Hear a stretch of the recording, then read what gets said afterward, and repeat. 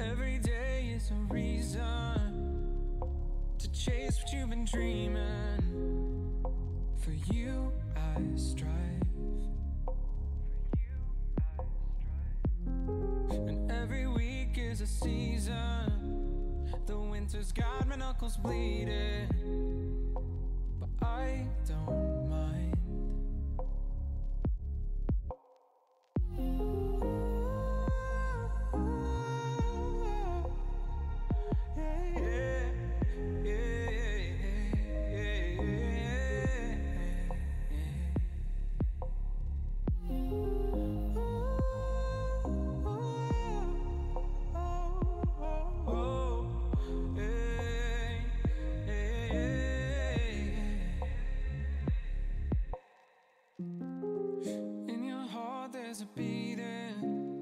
Sometimes I think that I could feel it. It keeps my time.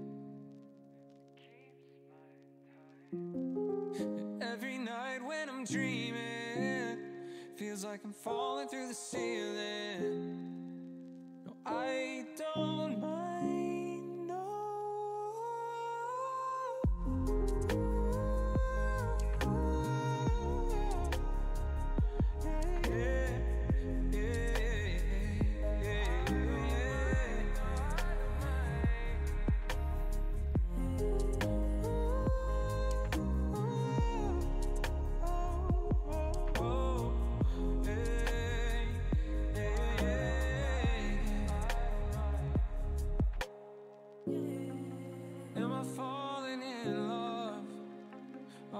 Just falling apart. The king's horses and men couldn't mend what is left of my broken heart. And now I finally realize it's what keeps me in line. No, I don't mind. No, I don't mind.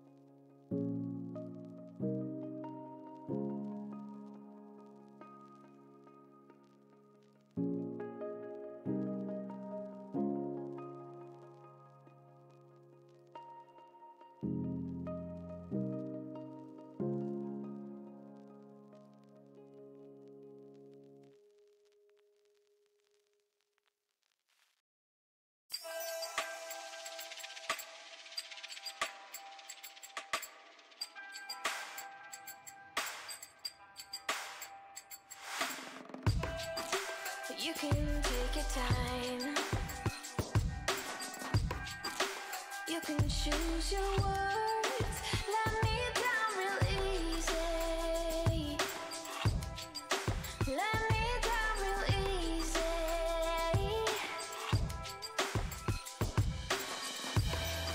Well, I'm doing just fine,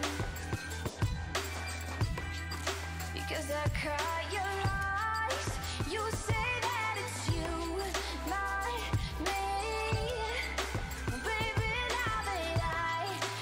am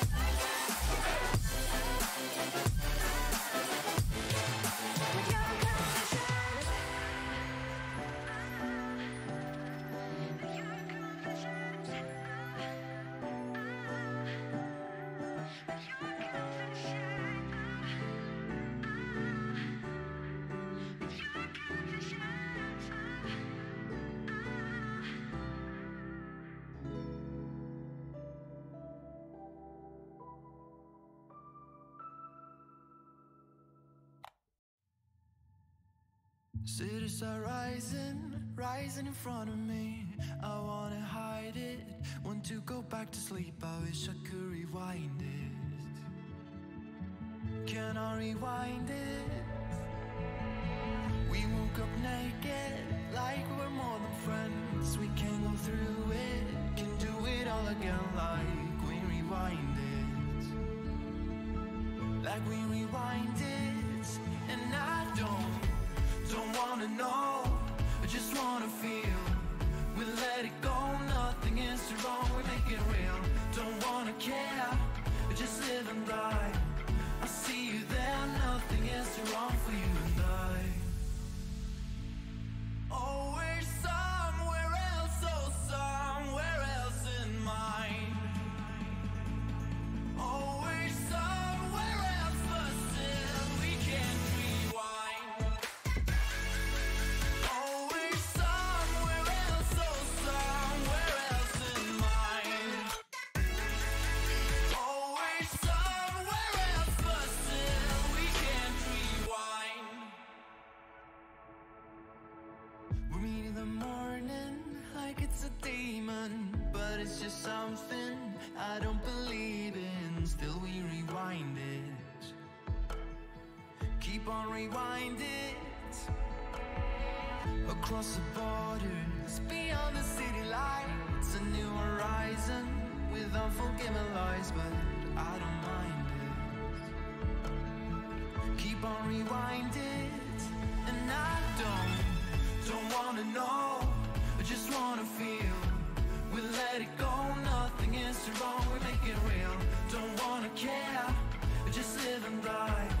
I see you there, nothing is too wrong for you and I.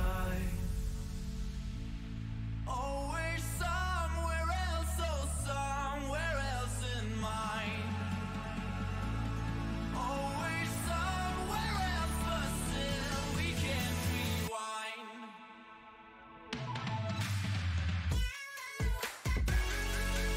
Always somewhere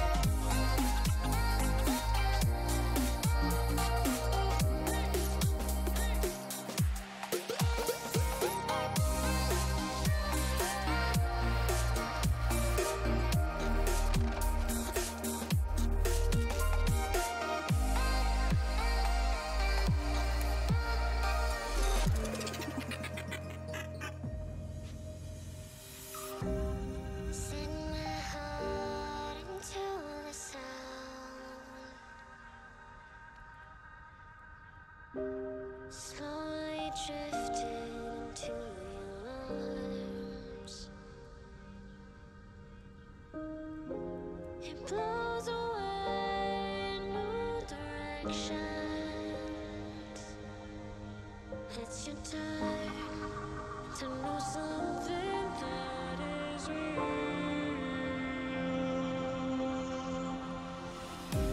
The Milky Way fill your splendor.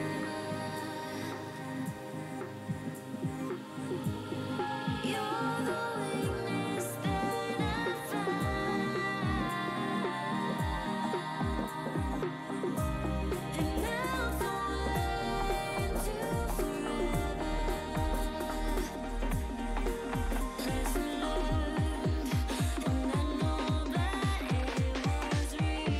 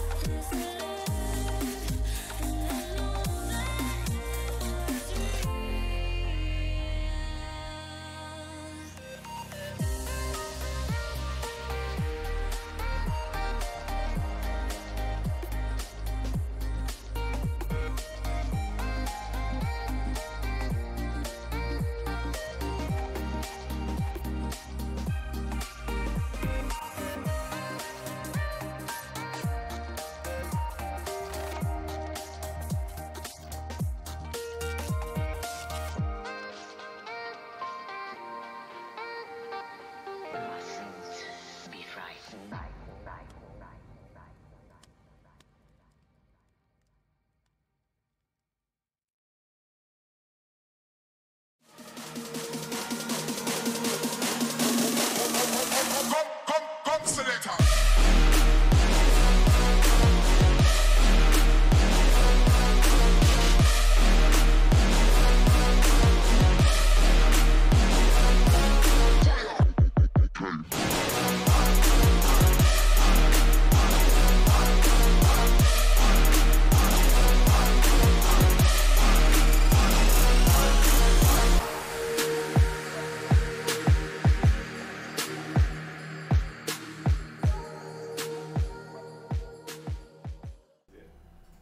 Hello and welcome back to Baltic Esports League Season 2, Week 6, Day 2. I'm your caster Envy, this is V, and before we jump into any action, I want to remind you about the big giveaway that we are going to have. In this giveaway, you can win Samsung curved monitor, Zoe gaming mouse, CSGO edition. This Samsung monitor, or is this not? No, this one. This one. This is not for the giveaway. Yes, this is only for us. This one. Then as well, HyperX keyboard. There's also HyperX Cloud 2 headphones. One of them. 10 BESL t-shirts. It's written one of them. 10 BESL t-shirts. 10 Battlefield 1 games. What else? 3 more t-shirts that are like especially trained, like with gaming theme basically. Okay. Gaming theme t-shirts. 2 VIP tickets to HyperTown Tallin. And if you don't win them in this giveaway, go to HyperTown.pro where you can buy them and head to Tallin, to Saku, Suurhall on 20th and 21st of October, as well as 10 regular 2-day tickets, thermal cups, power banks, backpacks. So if you want to get any of these prizes, be sure to check out the description below, just so you can click on that link, a.uz/BESL Glem, I think. Gleam. Gleam. Okay. It's Gleaam. So Gleam. I think you spelled too many EAMs there, but okay, I you heard the guy. myself in the mid-sentence. Don't ever correct a man with a knife in his hand. Yes, I will be worried because you have stabbed yourself many times. I don't want you stabbing me. Of course, there's also you can you can get 1 entry per day. As at the moment we have 36,000 entries. Now, there's several entries, but there are some entries that you can get every single day to up your chances of winning. Exactly. So do that just so we are sure that you are on tabs as well. We're gonna have the Vault giveaway, and what do you have to do to win that one? As you already know, you just need to be subscribed to our YouTube channel and type in hashtag Vault in the chat to make sure that you are eligible for that giveaway. Once again, those are going to be 10 euros worth of free food heading your way. And speaking of Gleam's giveaway, there is another giveaway that you can enter today. Yes, but if it's going to be played today, we don't know, because the goal here is that we do get that subscriber count. Yeah, so long story short, if you type in hashtag BSL in the chat and make sure you share that Gleam giveaway, the ultimate prize giveaway, and if we will hit 3,500 subscribers during this stream, then we'll give away a t-shirt as well. Yes, a BSL exactly. The one that I was wearing last Monday, and the one that you don't have, I think. The one that I don't have, the one that you were wearing? Last Monday. I was wearing. The sweaty one, yeah. Yes, the sweaty one. Yeah, the sweaty. Because you're going to get my t-shirt. I'm going to sign it and everything else. It's going to be cool. Okay, let's jump into the schedule just so we can see what we're going to see today. Because today we're going to have 3 games. The first one between Lithuanians and Estonians, Joggers against AYN. We're going to talk in details about that match pretty soon. But any thoughts about it? First off, happy days for Joggers. Happy days for Joggers. Free win. Okay. Then we're gonna see Wasps Sports against Skillers, and I think you can say one more time. Free win for Wasps Sports, and that is also my match of the week. And once again, I just want to see them demolished. Yes, you enjoyed that weirdly too much, but okay. It's what you get. it's what you get, Skinlords. And then we're gonna see Lattelecom versus Aston eSports. Would you dare to say that one more time? Free win for Lattelecom.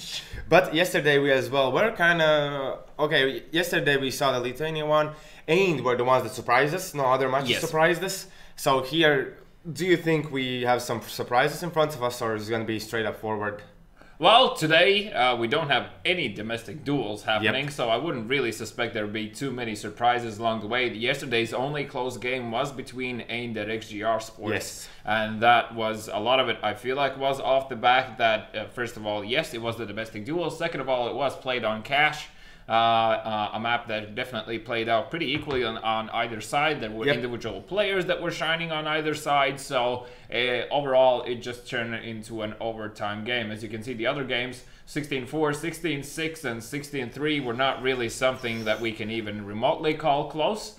As to today's games, I actually feel like the first game that we're going to see again is probably going to be the closest one we'll see. Yeah, at least on paper it should. Let's check out its standings just so we see which teams at the moment are standing where. Let's start off the bottom. As at the moment we can see, as we all know, a Celtic, they disbanded, they disqualified from the league, they're not going to be playing here anymore. Then we see Aston eSports, Skinlords Red, and Team Red Eye. For Team Red Eye, still a chance to get out from there, but for Skinlords Red and Aston eSports, looks like they could even be sticking there. Yeah, well, for Aston eSports, of course, they still, in theory, have a chance of getting out from this top bottom 4. And but in order to do so, of course, they first need to win the likes of Lattelecom and then a few others to actually get out. So it looks pretty bleak for them right now. Yeah, it definitely does. And then let's check out the top standings, because there's a lot that we can talk about there. As I did some math, and if Lattelecom don't make any mistakes now along the way, although they still have, if I'm not mistaken, play against Volsung and Wasps Sports.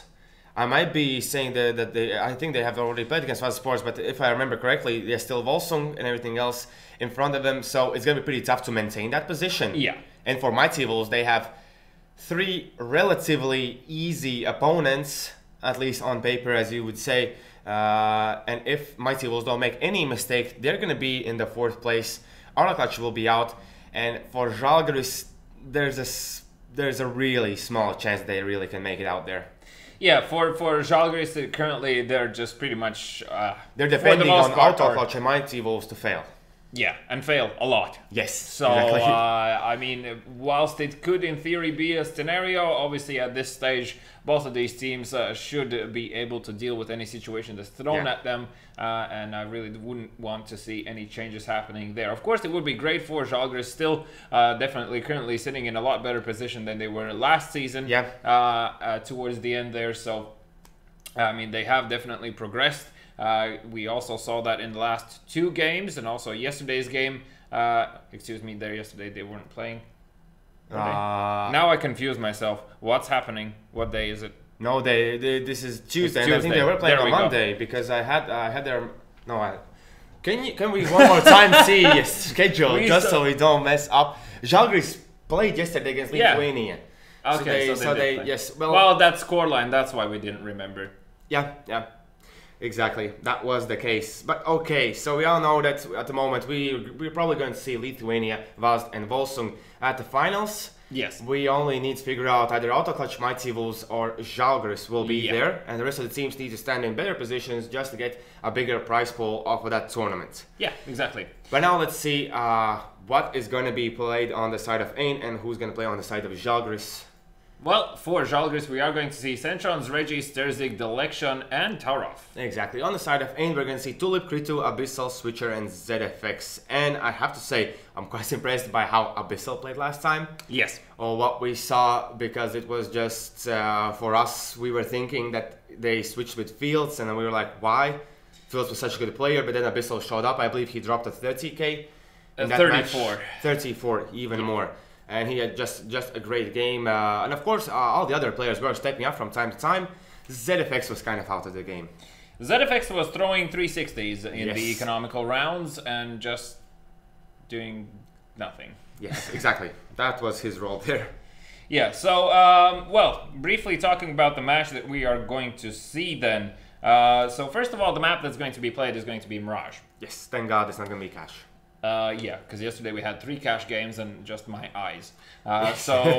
Mirage, even though I hate the map, yay. And, well, on this map, as we already previously saw, I feel like out of both of these teams, the biggest success so far has been from the side of Joggers. Yep. That was the first time when we saw them making small adjustments that really impacted the actual game. Yeah. And I feel like off of that previous success where they really started to seem to find their pace and understand how they want to approach this, it should be a relatively simple victory for them. Yeah. Now, I do say that also because you are currently in the lead in the prediction game by 1. By 1. 1 point, so 2-1 so yes. far. Yeah, but... so obviously for Joggers, I really feel like they're going to feel comfortable here. On the side of AYN, I feel like once again it's going to be same as yesterday's game, where it's really going to depend on which players show up and to what extent. Do you think they're coming off of a positive vibe after that yesterday's game, or since they went to the match was against Lithuania? Like you shouldn't feel. No, I'm talking about AYN. Oh, AYN in general. Yes. AYN, yeah, for sure. I mean, it's been one of their stronger performances lately. Yeah, but it was in overtime. It was shaky. Okay, the overtime wasn't shaky, but the rest of the game it was just filled with mistakes from either side and everything else. Do you still that is going on there? Well, if you recall, it was more of a situation where one team overtook the match, then the other team came back into it, then they once again it was happening. So, like, in general, still, even if with all that clumsiness, I still feel like that yesterday's AYN performance was the best we've seen so far. Okay, let's... Just because, like, first of all, Abyssal turned on his monitor or something, and finally things are happening. On the side of AYN, it also was good composure. Then afterwards, it sort of fell apart somewhere, but they managed to compose themselves once again. And like I really feel like they should be in a good mood coming into this match here. Okay, and now I'm curious to hear what's going to be your prediction, since you're saying good words about both teams. I'm just saying AYN should feel good. I'm saying they're losing badly here. Oh, okay. How badly? How badly? 16-8. 16-8. Yeah. Okay. I can't really bet against Joggers, so I'm also gonna go with those Joggers. I really enjoy how they're playing, and I still have a lot of hope for them. Okay, maybe not for the rest of the match, but for this one, definitely, I'm gonna say 16-7. I'm gonna give more hope to them. So 16-7. Yes. You're one downing me again. Whoa. Okay, yeah, sure. No, just have it your way. Yes, Not a problem. Yes. Well, if you recall yesterday, I went face? the other way. Not a problem. No problem. No emotion, no problem. You really think your face doesn't have... Okay. So, players-wise, though, on the side of AYN, I would like to see Kritu showing up today. Yeah. I mean, I feel like he's a very explosive player that they have on their side that definitely... Well, unfortunately, I apologize, BESL. So far, I've only seen you show up once. Therefore, I feel like Kritu is probably a more impactful force. I would also like to see ZFX getting more frags, because yesterday was a really bad game for the guy. Yeah. So, I mean... Presuming those two scenarios take into place, I would say that it's very real for AYN to get to something like 12 rounds, but still in the long run, I feel like Joggers should relatively easily win it out. And on the side of Joggers, coming off yesterday's performance, I would like to see Reggie perform. Definitely. He was the only one yesterday really showing up against Lithuania. Yeah. The rest of the players were kind of quiet. Stairsy didn't find too much luck with his op. I believe he killed Carcass only once there. So now I'm curious to see as well, are they going to prioritize the op, or are they going to figure out the another way around it? Or just against like teams that they know that it's going to op is going to be pretty tough to play? Well, it's hard to say because it's also going to depend. You have to take into account that they're going to be playing Mirage here. So yes. Which side are we talking about? Yeah, but still, like you like to have op on either side in a way. For the CD side, it's probably a requirement, I would say. For the terrorists, it depends on what sort of strategy they want to use and how they want to approach it. Because Mirage, whilst it sort of seems that the map in general can be very slow paced and everything can essentially quickly change within like 5 seconds. Yep. Pretty much in terms of how you can take the actual site, and within 5 seconds with the AVP, like you'll get. Presuming that you will be changing your position in the process, 2-3 shots max. So out of those, if you don't hit one, yeah, that's pretty bad. So question is, do you want to have that on your shoulders or no? That's more up to the actual But as well, players. we haven't seen too much of aggressive Joggers. They're the composed team and everything else, so op kind of fits in their playstyle still. Yes, but last time, if you recall them playing on the terrorist side, there was no real requirement for the AVP. They continuously were taking mid control and were controlling it relatively good. I mean, they smoked off connector, window, made sure they are constantly checking for short position. They also were sending on a regular basis people through the underpass. Yeah. So I really don't think... I mean, it's if they are going to pull out an AVP, I would like to say that most likely it's going to be as a counter action, not something that comes out from their own initiative.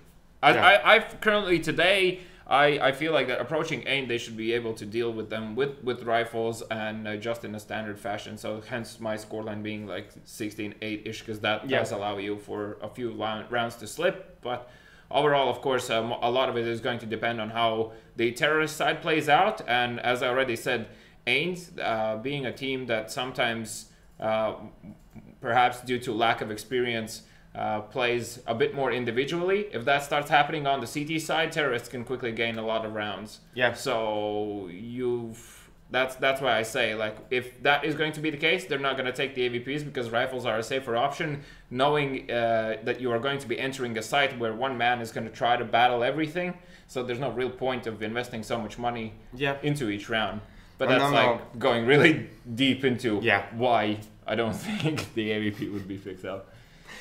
For AYN, they are at the moment at 11th place. Yeah. So it means that there is still a chance that they could get dropped down to that bottom 4. Do you think it's a big pressure now on their shoulders to perform, or that's probably the only reason why they would still try. Yeah. Okay. At this stage, obviously, apart from the money prize, that is also, of course, a factor. But you don't want to fall out. That means that you need to qualify again in the next season, and I mean, obviously, you still want to go for these every single round and do your best. It's just that, well, we're speaking in such a tone off of the fact that AYN historically, well, not in this season, have not been really a team that have shown much resilience once they start losing. So it's really kind of hard to say also from that perspective how it's going to go, because yesterday, once again, was the first time when we saw some proper resilience coming out, and then it was a completely different match. Obviously with a lot of mistakes, but those mistakes were on either side there. So yeah, exactly. And here as well for Joggers, I really want to see since I understand have been working harder and harder, how well like Mirage is going to be played out this time. Previous to the last time, how much we're going to see that team play come into play, maybe some new executors that we haven't seen, because there's still some things that we are not seeing in maps where we kind of feel like we should. Well, that's one of the confusing parts for me. That's also the moment where I was talking about a few streams ago about how it's strange that it seems that a lot of the teams playing here are playing from a perspective of just playing as you go. Yeah. And not necessarily having too much set strats. Obviously, as I've previously said, the people know a few smokes here and there, but there's no real coordinated effort that shows clearly on the minimap what is happening. So if you, just by looking at the minimap, cannot really understand what, per se, the terrorist team is trying to achieve in this round, then that's already like a warning sign. If that is happening every single round. So, and unfortunately for most of these rounds, that's how it looks. Like we only see the end picture approaching towards the finished product per se around the 50th second, where we start to understand what's the actual general purpose here, apart from of course doing default things such as gathering mid control and then just checking for default positions, and then what? Do you think Joggers should put Sturzig on like a lurking position in this match? No, I would say he's also been a very good entry, so I feel like just let the guy loose and give him an AK and he'll be fine. Okay. Because you can always lurk, okay? Yeah. You'll always have the opportunity of lurking. It's more about if you are doing it from the very beginning, or you have the option of trying something else. I really feel like Joggers mentally should feel that they have the upper hand. And also, once again, having the coach on top and using tactical timeouts. Even though AYN, I believe, did use yesterday one. They did. Yeah. It was them. They did use one there at the end, but now let's see how the knife round is going to go between those two teams. As you know, you won. Although I'm now at the moment confused. At the beginning of the season, Mirage was CD-sided map. Is it still CD-sided map? Who said it was a CD-sided map? Okay, now I'm 100% confused. Did I say it was a CD-sided map? We were talking about it, that it kind of is. Still, do you agree with that? No. No. Okay. Then I'm no longer going to say which side map it is, because it changes literally like after 2 weeks. Nope, it's no longer that kind of map. Because what do you mean? I have never. Please find a recording where I say that Mirage is 100% a CD-sided map. If I won't have anything to do, I will try to find it. If you find me a recording where I say that Mirage is a 100% CT-sided map, I will honestly buy you like your next 10-volt deliveries. Okay. Now find me that stream recording. Now I'm even more intrigued to do that. But let's jump into the game between Joggers and AYN. Joggers is going to start on the CT side, the more favorable side. Kill me. Not just yet. I believe there's a small technical pause there for the teams. So now we're already seeing, so it's gonna.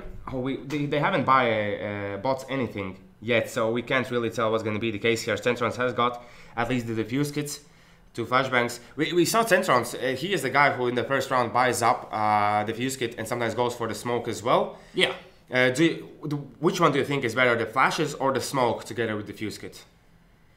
It depends which side they're probably giving up. I mean, on A sides, the smoke is probably more useful, because you have a lot of areas that you can peek a lot of directions through into the actual site, whereas on B bomb site, flashbangs tend to be a bit more useful from the perspective of being able to, like, say, flash apartments. That's one of the parts where the terrorists are hiding post-plant situation, especially if it's planted for apartments.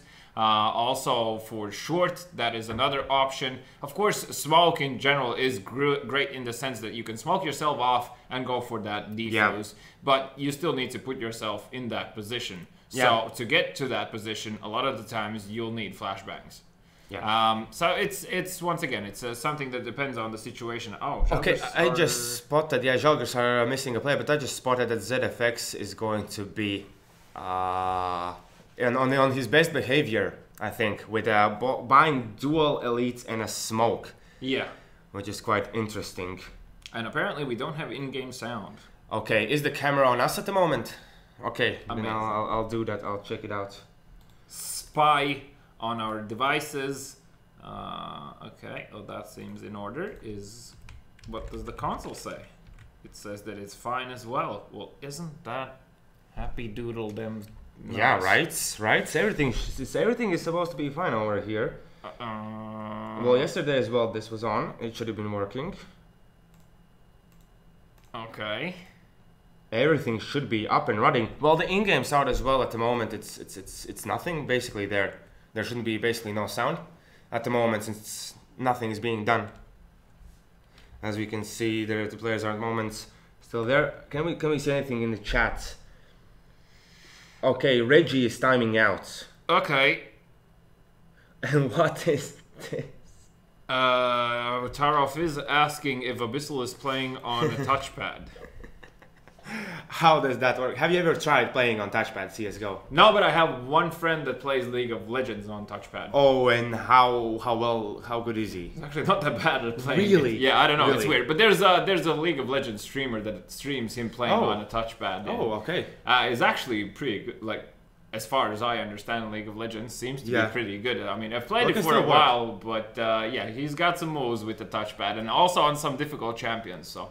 Damn, I don't know. That is quite impressive. I believe our production guy knows whom I'm talking about. So yeah, he's a solid dude. I would suggest watching because it's funny seeing out playing like 2-3 people alone with a touchpad. Yeah, and then it's like, ouch, your ego suffers. Yes. One more question: have you ever tried playing CS:GO with a controller? With a steering wheel. With a steering wheel. Yeah, we played with the steering wheel and the pedals.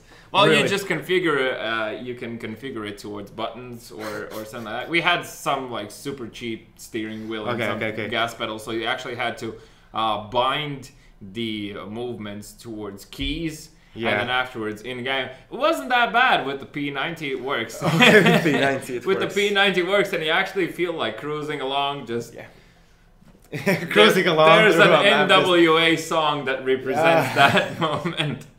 Yes. Cruising down the street in my 6'4". Yes. I haven't tried with the steering wheel. That could be fun. Well, the joystick still is an option, but I think joystick would kind of even work. There's a YouTube channel where the guy plays games and CSGO included in that with random objects. So you can you get like a Raspberry Pi mini programmable computer, and then afterwards you just define the outputs. Anyway, not to go into detail, pretty much you can just take a banana and play with it. So he plays with like garlic bread or something like that, and like just some random pineapple. I think was another thing that he played with. And it's just weird. That is quite interesting. Hey, it's a fun project. Like it's obviously you do need some knowledge in physics and perhaps a tendency towards engineering, but it's nothing that's unreal to learn how to do. You just need to understand how a few things work, and then afterwards you can compile them pretty easily. Yeah. Do you have any kind of information about Reggie's now delay? Is he coming back? What is up? Absolutely zero. Perfect, then we're gonna still continue on and waiting. And while we're waiting, and as you are waiting, you can type in #Vault in the chat, subscribe to our YouTube channel, or hashtag BESL for life with the number 4. Yes, so if you type in that one, and if we reach 3.5k subs, then we are gonna give away the BESL Pro t-shirts with all the triangles and stuff, and it's comfy. I'm really thinking now. I cannot remember. When was that in the beginning? I said Mirage was a CD-sided map. That could have been the case because I cannot think for a single reason. Why would I say that? I have never heard that Mirage is other than CD-sided map. But okay, the game is back on. Let's check it out. So now let's see. It's gonna be Sterzik in middle, as they're gonna be grouping out 3 players towards middle from the side of AYN and 2 towards towards A side. It's quite interesting because if these 3 players in middle fail, as we can see there are at the moment 3 players focusing towards middle from CT side as well, that is Joggers. This could be a pretty interesting one, and especially now when Tulip, he's already gotten into the site. He can get a lot of information for this. As we can see, Central is just checking if anyone's coming out from the palace. So here Tulip has to react in time just to make sure and understand if the rotation is going to come through. I like that the smoke's being dropped down. We can see only now the rotation is going to come through, because if Tulip would have heard anyone, he still could have called the rotation towards the A, B site if anyone was going for the fake. As you can see now, they're going to slowly move in. Sterzig's going to wait in this CT spawn, as no other smokes is available, I believe, for the side of terrorists, as they're already not they're getting even 1 kill. You can see the time has already gone that far, and still no people dying. Yeah, so great execute coming out from AYN here, and props to Tulip with his team being able to sneak through that smoke. But Sterzig with quick 2 kills there, coming in and actually gets the 3rd as well. As I already said, just let the guy loose, as Tulip will finally put an end to it. But that does mean that it's a 3 versus 2 situation. Krito managed to get a 2 there, and Tulip managed to get 1. And now just running away, wasting time is going to mean that AYN will be picking up this one. Actually gets Tarov there in the end as well, so very good round coming out from AYN, and once again a definitely different kind of AYN that we have seen so far. Exactly, they are changing, and one more thing there is that Sterzig as well, like he got 3 kills and still didn't get any kills.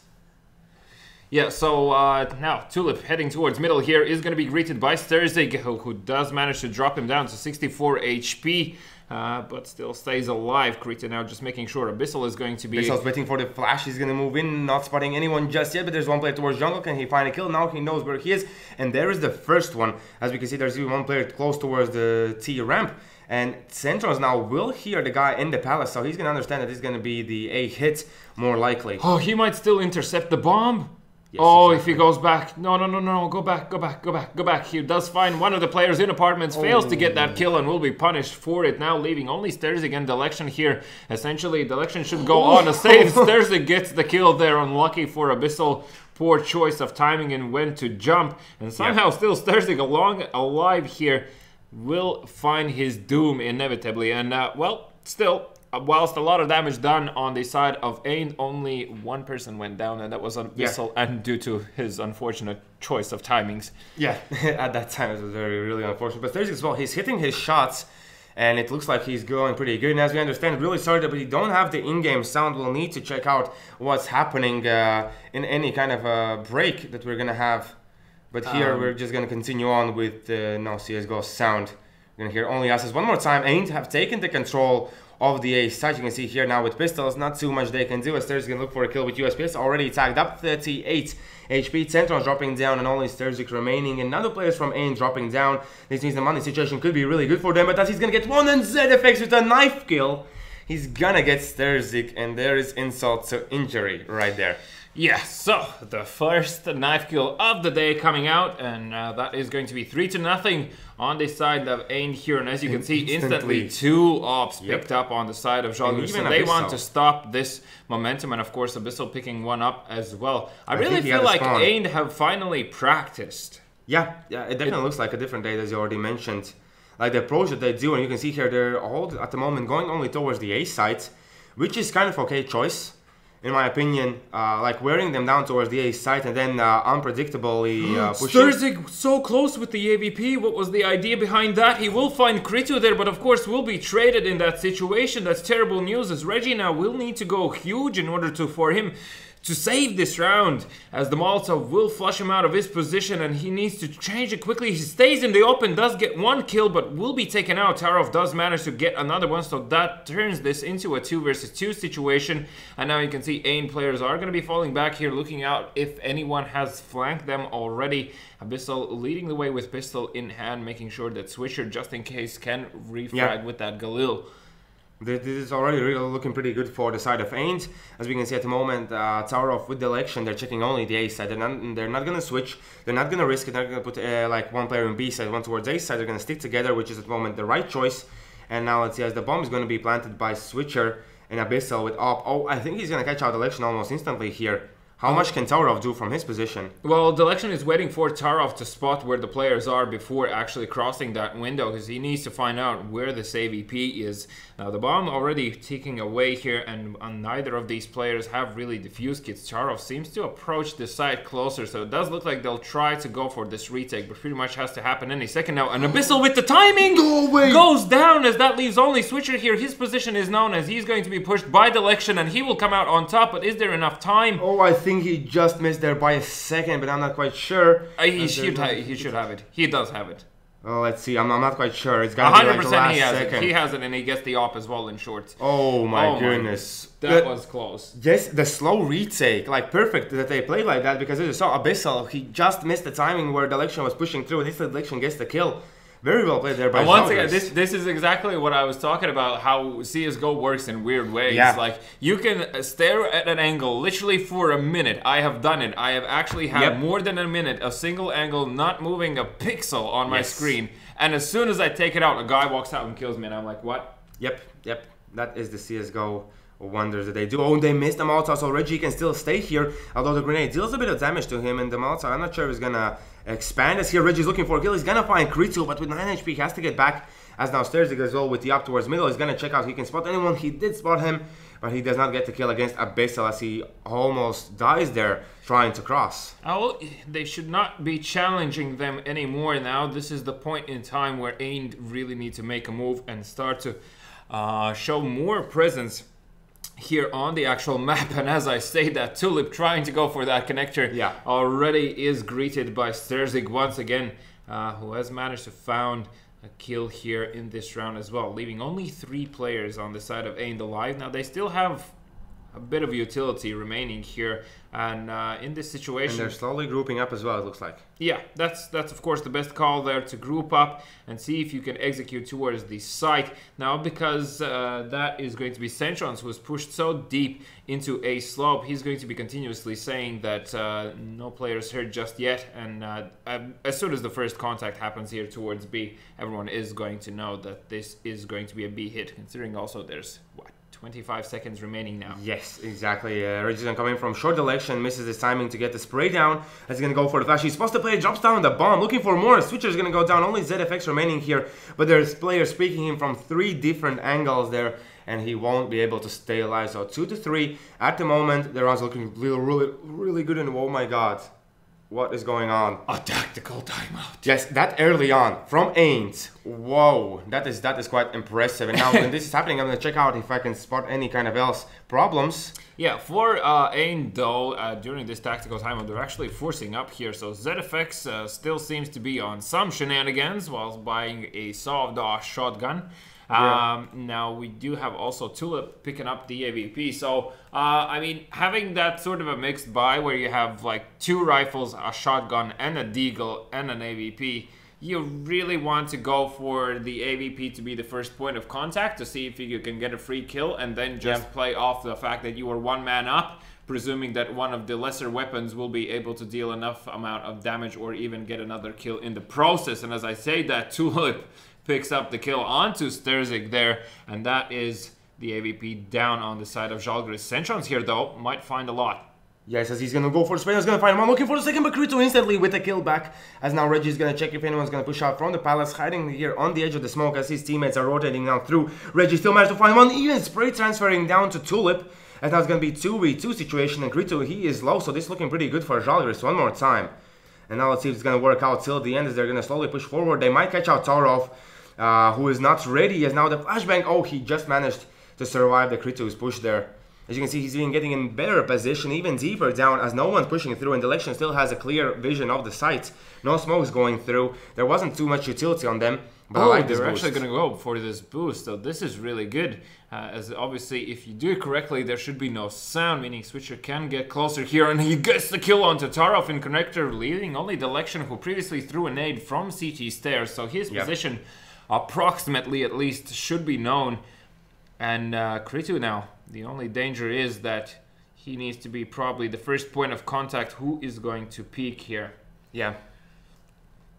So, Delection Peeking towards connector, is not going to see anyone just yet. They're smartly not going to give any information for him. He does have a smoke available, but should ideally find at least one kill before he goes for that defuse. And the bomb is ticking away quite fast here. The peek comes in, but Switcher comes out on top in that situation. Direction obviously not expecting for a player to peek. I'm not quite sure why he wasn't trying to go for the like smoking off the bomb, and going for the defuse, yes, and just run away, because you can still like fake out the players. You could really catch out someone pushing forward, or he's getting some information. Well, he definitely could have gotten a 1v1 with the connector guy by smoking it off there and seeing if he can do it. Tulip, excuse me, with the smoke. Will not spot anyone towards AS. Thurzig, as you already said, is very close in underpass, but probably will not be pushing here until the first contact happens, and rightly so. ZFX also, of course, expecting this. The nade, though, might deal a lot of damages. Oh my god, and also, it doesn't even deal that much damage. Tulip now gets an instant kill onto Sturzik with the scout. That seemed unreal there. Now Taro fighting with the AVP, isn't able to find much here. We'll be asking Reggie for a boost to see if he can perhaps find a different angle and a different approach here with that smoke. Now should be able to peek over it. Can he find a player on the edge of the smoke there? I think he already like spotted a gun barrel there or something like that, as Tulip is already pushing from the backside.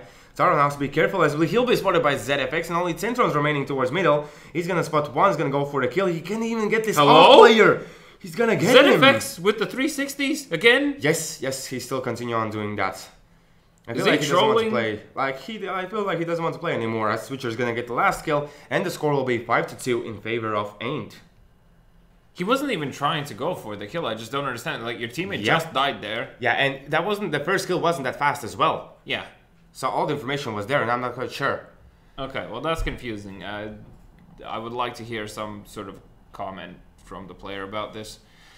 Anyway, 5-2, surprisingly here. Tulip hits Thurzig, who was trying to cross towards connector, and you can see already here Taurov rushing out with the USPS. Can he potentially find a kill, as he was already spotted? He's going to be checked from both sides, and no one is going to get the kill from the side of Joggers just yet. Yeah, a full economical round coming out from them here as Abyssal makes his way into connector. Will be checking these corners. Will he spot anyone just yet, as there are players literally next to him, and also Switcher and ZFX on very low HP, so that's still potentially two weapons that somehow could be, in theory, retrieved. I believe Centron's heard Abyssal there before, so... Will he check the left side, or will he be checked? As he does not get the timer out, Abyssal's going to find one kill, and there's going to be now one AK in the hands of Joggers. Yeah. Pretty good job already, as now they're going to plant the bomb. So for this now, I think Centron just has to save, and Reggie can at least go try for get some exit frags here. Yeah. Maybe get a weapon for himself. Sure. As he knows ZFX now with the op, he's not so careful with it. Yeah, true speak, as there's been a bit weird movement coming out from this player, but of course now, considering he's on 9 HP, probably that's the scary part when you're like, okay, I don't really want to move. Yep, exactly. Well, still, a very solid half coming out from AYN, being able to secure already 6 rounds for them on the terrorist side, and this is the point where you start to feel a bit more comfortable on this map. Starting from 6 and more rounds on the terrorist side, you should really feel like you are able to do this. Now, Reggie, hiding in this corner, will be flushed out by the Molotov. Still managed to find a kill, but they don't manage to save the weapon. And one more tactical timeout there coming out, this time from Joggers. Good job from them. You can put the camera onto us, and I will try to fix the sound one more time. Not too sure why who was that? Reggie with the AK? Was that Reggie just now with the AK? Alright, whoever was saving the AK. Centrons, yeah. Yes. Really don't understand why he went for that engagement. I mean, his teammate was dead anyway. Like, Molotov or 2 players pushing you will not change anything. So why would you go and assist and lose the AK? Looking for the economical damage, I'm guessing. But as you said, it would have been better for him to save just the AK. As now you're going to have only M4s. And look, that one drop would have meant that all of them can afford more utility. Yep, exactly. That is true as here. I'm not sure if Krito spotted Thurzig. No. This could be pretty interesting now, as Krito is going to check out if he can spot any of the players now towards the window. No one's going to peek out. We can see Tulip again one more time trying to find his luck towards the A ramp. But 3 players with the bomb at the moment are grouped up towards the B apartments. And as we can see, Joggers have put only 1 player towards that site. But as we know, they are known to being those retake kings. So if the election goes down, it's going to be a 4-player retake towards the B site. Yeah, the most important part here is that the only defuse kit is on Centrons, and that is going to be a player that is still going to be rotating towards the actual bomb site. And if he goes down here, if Tulip finds the timing, he actually bravely steps out as well in this timing towards the minute, as he's going to spot one of the players here, but that is going to be him. Quickly taking care of Tulip, being a nuisance now, and this is the point in time where you need to strike, as the election will find his first, and somehow AYN suddenly a very unorganized push towards B, and both these players will stop, not really jumping out here, will be using utility to be able to put themselves in such position. Abyssal also struggling to find a kill here, but as I say that, Switcher does find one. Sterzik will take down Abyssal, Switcher forced to fall back with the bomb in hand. Only him and Kritu remaining here, and with 30 seconds on the clock, this should even be a save, I would say. Let's see, can Reggie survive here in middle? He was already spotted and Kritu almost got the kill against him, but now he has to be careful because their players grouping up as well towards connector as well. So I'm really curious to see how this push can really work out. They're actually going to go for this connector push here. Yes, which is kind of a mistake, as Tarov's going to get the bomb and he's going to look for the next kill, but Reggie's going to kill off Kritu. So 3-6, Joggers after the tactical timeout do come out on top and even save Up and the AK. Yeah, but as I already said, it seemed kind of weird that AYN just put one AVP player in middle. Obviously, there was no more action, no extra nade presence in middle or anything else of such sorts that would give Joggers the idea that there are more people there. Despite the fact that the election was the only person on B bomb site and only 3 people went from AYN towards B, the execute seemed off, like the timing was off about it. And because the election was able to get that free kill initially and no quick follow-up, hence they lost that round. Yes, there was AK at the beginning, but the execute didn't work out till the end, as Abyssal's not going to spot. The up player almost finds the headshot towards Sterzik there, and Sterzik now has to be really careful about retrieving from this position, as he may drop down to 31 HP. And as we can see, this looks like it's going to be an A split, although the bomb is still dropped down. They're taking very hard control of middle. That is AYN, even putting out Sterzik from the window room, and Reggie should, in theory, soon hear the players coming through the connector. Yeah, Reggie definitely hears them trickling into this site now, as he's just waiting for anyone to check his position. Centrons now is able to help out there. A Tulip will be able to retaliate in that situation now, leaving Tarov in no man's land. He needs to fall back here. That flashbang in the air definitely helps out, as Sterzik is able to find Kritu in that situation. Switcher will be taking him out. Actually tags also Tarov through that box there in shadow, looking to see if he can still get the kill and also making sure nobody is flanking him. The bomb is coming through here now, and they need to deal with Tarov. He will spot the first player, needed to stay alive there, as Switcher did find the kill. Centrons now with the wide peak will find one. Oh my god, and Tulip. That was so close for him to getting. Tulip is going to be all on direction now. Rotation from B side kind of late, but as well they didn't have the information about the bomb, which was dropped down towards middle. So I'm really curious to see how this one's going to work out, as Tulip is just checking already where the election is going to head through, and there is ZFX inside making noise, making 360s or whatever he likes. As he will be spotted. No! That is so close for the election to actually getting that kill. He's not going to peek out. He's going to spot the player. He's going to take it down. One is going to look for the kill onto Tulip as well, who has the up. Tulip misses the first shot. The time is running out, but with the defuse, he should in theory still make this defuse. But as you can see, Tulip's going to peek out. He's going to look for the kill. He spots the wires, and that is the round now for AYN. The election had 2 flashbangs, so him falling back into that situation, and obviously the Cherries player also hears how quickly the bomb is ticking. I would have suggested to use those 2 flashbangs, one when you're falling back, and the second one as soon as you tap the bomb towards that A slope, to give yourself the best chance in that situation, because the AVP would have to peek either way, meaning one of those flashbangs for sure would hit him, and that in theory could have given him the time required here. Good job for Centrons coming out there. Will find Abyssal in apartments as he was pushing together with Tarov, who unfortunately died in the process there. The election will be found towards B, as well as now Reggie battling it out in A slope. Will find Kritu, and still a 3v3 situation here. Sterzik also has a weapon in hand, as the other 2 players on his team. Switcher definitely doing a great job there, slightly risking it, but is able to give the man advantage now, and this should be just a standard post-plant situation coming out from AYN here, as they already have secured 7 rounds for themselves against Joggers. Against Joggers. Pastor's Curse, full blast on. Yes, like I'm not quite sure if it's really that Joggers came off a bad foot after the yesterday's game. But here as well, like even with the tactical timeouts, they only managed to win 1 round, and then AYN are back into the game. Oh, this is not the Joggers I was talking about on the previous time I saw them on Mirage, for sure. They're very individually playing this one out, and so it's the lack of success in that section. Still, they might come back into this on the terrorist side, because previously also they found the most rounds actually on the T side once they made the small adjustment. Now, the problem right now is that every round they lose is one round less they can make a mistake on. Yep, exactly. And they're going to even go for one more tactical timeout just to make sure that they have everything set and through. And I'm guessing we still don't have that CSGO sound. Is that correct? We still don't have it. Well, I've tried all the usual things that you want to do. Oh, we can make CSGO sounds. Here we go. Right. It's on. It's on. Yeah. Okay, we're gonna follow Tulip. I'm gonna follow Tulip. You can show how the op sounds. He's gonna go for that middle peak as well. Yes, So. exactly. I really want to hear that sound. It's going to be a juicy one. Just really need to think of how the op might sound. Oh, you showed me perfectly when we were watching this highlight reel. Well, Tulip is heading towards middle here, and is probably going to be pre-firing the actual window as he zooms in and no, you missed the timing. It didn't look like he's going to shoot. Yes, well, anyway, Sterzig approaching closer here. I actually like this lurk, and with that.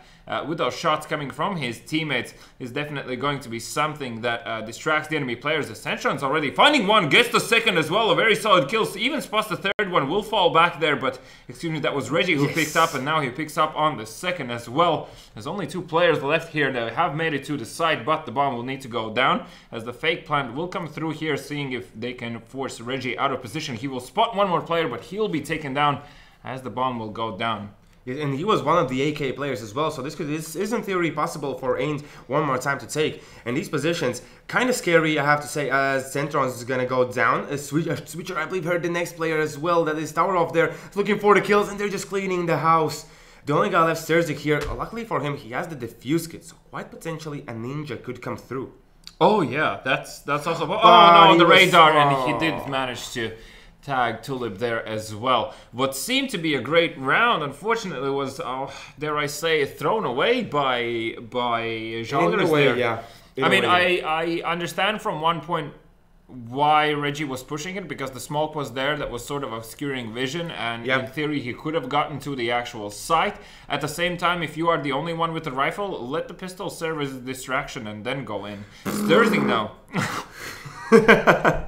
He got the kill onto Abyssal, and now Reggie is gonna get killed on ZFX, as now it's gonna be Switcher, Krito, and Tulip remaining, and they're spread out all over the map. One player in C ramp, one player in B apartments, and one player towards middle. But Switcher, he finds Sterzig. Towerov, on the other hand, has found a kill back. Can you do a Molotov sound? Can you really imitate fire with your mouth? It's quite unreal. Unless whatever you're saying is lit. Oh, damn. Okay. We have to figure out what's gonna be. Juicy. Yes, so now let's see. Switcher, he's the only guy remaining here. We can see the money situation as well for AYN is not that good, since I'm gonna check out the scoreboard here. You can see 2 players left, 2, 3. Yeah. The rounds are relatively close, or expensive, you would say.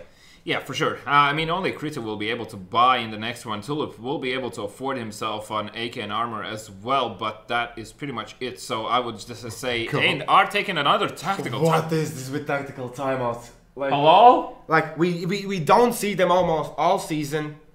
Excuse me, the tactical timeout god is calling. He's saying he's resurrected. He's resurrected. Actually, 4 timeouts in 14 rounds. 4. Beautiful. Right.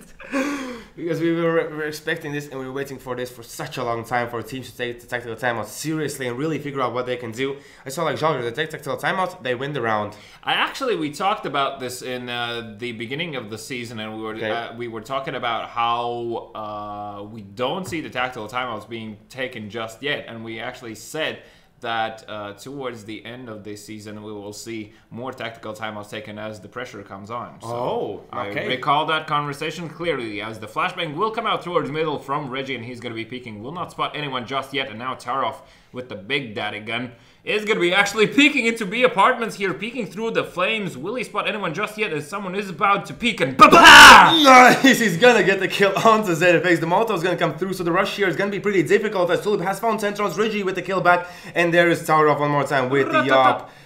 As the election looking for kills, he's gonna find a BESL, only 3-2 remaining. He's gonna find a kill, and he's gonna be 1v3 here as he can find a kill against Thursday, and Joggers win the round after AYN's tactical timeout.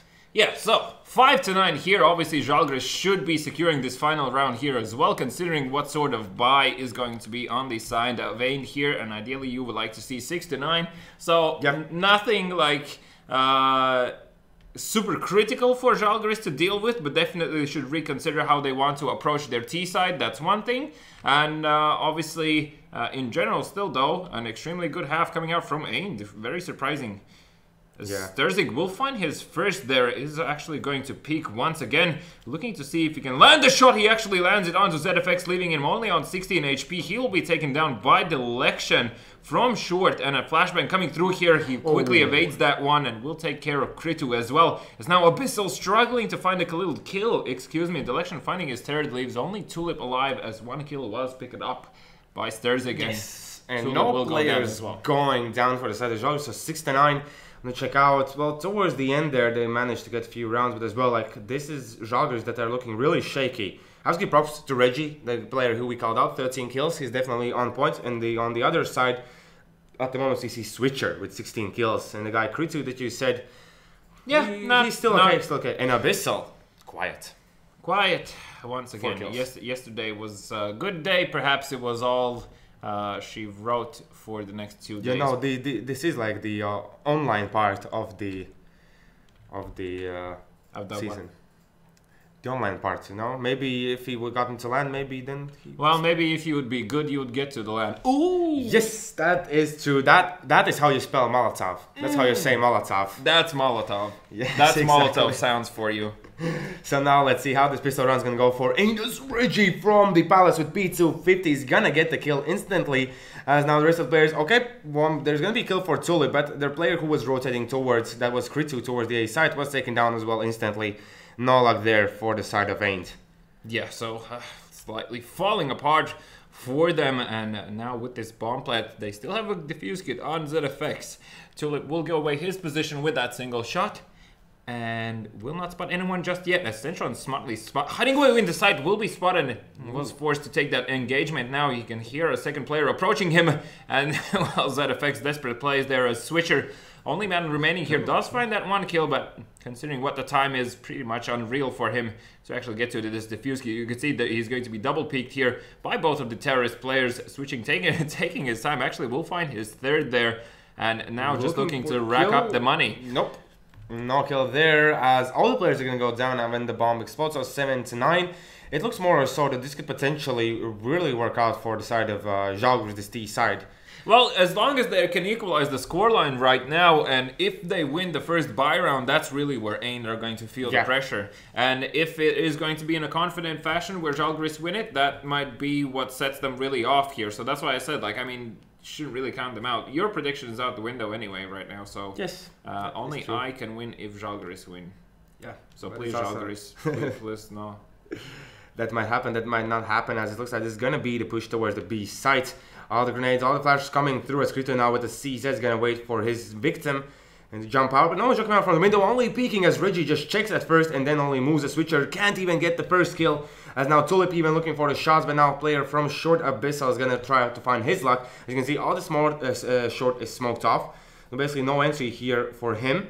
Although when the smoke fades, he could potentially find some players, but it's going to be Reggie instantly with a Glock taking down a player as ZFX is going to jump to his death. And a very good execute coming out from Joggers. Those two smokes towards short prevents anyone from coming in from short or seeing anything what's happening in the actual site. The initial flashes forces players to move out and also allows for that Molotov to be deployed to force out the player who was hiding behind the site, which was for a very long time a very huge problem whenever you were approaching B, and unless you use that Molotov, that still is going to be an issue. And then the post flashes coming in as they are coming out onto the actual site, it means that anyone sitting under window will not be able to help out. So great execute coming out from them there, as Kritu somehow had the opportunity to take the shot for the head, decided to hide under balcony, assuming he's not going to be spotted, means that Tarov will find the kill, but Switcher somehow does come out on top here. The bomb will fall back. The idea there for Joggers? Nah, man. I'm not quite sure why they slow things down I that will bad. flame you so hard if you lose this round. Tulip will find election, and that is only Centrons and Reggie remaining. With Mac 10 and a Galil in their hands. So let's see if this is going to work out, as there is a BESL, of course. Luckily for them, he's only with the USPS. But as you already mentioned, like there's Tulip with ZAL waiting towards jungle. Now they have to go for the plan. It's going to be 4 players trickling in and 2 with Mac 10s. Yeah. So this is definitely looking pretty scary now for Joggers. BESL is going to look for the kill. He even tags up Reggie down to 20 HP. And he has the bomb. He has to go for the plant right now. And let's see how this retake is going to go for AYN. Centrons has the Molotov. Will spot the kill towards connectors now. The Mac 10s. ZFX is on low HP here, and he will be taken down by Reggie, leaving only Switcher alive here. And what looked to be a catastrophe initially for Joggers might have worked out here, inevitably, just off the fact of firepower. Yeah, that is the case. Switcher not spotting anyone, looking to see if he can perhaps bait out a peek from one of the players here. Obviously, Reggie and Centrons not really giving him the opportunity. Centrons does feel pressured a bit here, and Reggie will quickly take him out. So 3 kills coming out from him, and despite the fact that those 2 last ones were on 20 HP, so good job there from Reggie. He's still top fragging for his team. 20 kills and 1 more tactical attack. Whoa, I really don't want to leave Baltic eSports League. It's the first buy round. Yeah. So they really need to win this one, and you can see that considering the money that they're sitting on, if they go for M4s, they can only buy like smoke and a flashbang if they don't go for a diffuse kit. So also, I'd like to see in this situation. Please tell me there's nobody that's buying head armor. No one at the moment. No, and Tulip can't afford it, so it's fine. So, yeah, nobody's going to be buying head armor. As you can see, there's no flashbangs. There's 1 flashbang. And there's 1 diffuse kit. 4 smokes. I really have to say, I want to see if it's going to be Joggers trying to take control of middle. As we were speaking about how are they playing in Mirage as terrorists in middle. I think for sure here, as obviously they should also understand that AYN are not going to be sitting on a lot of money, and in theory they should not have the AVP there. They're actually going to wait for any initial pushes also off that information, because when the enemy team is sitting on low money or low funds in general, you want to see if you can perhaps get like some sort of upper hand in that round to sort of justify the fact that you don't have, say, any nades.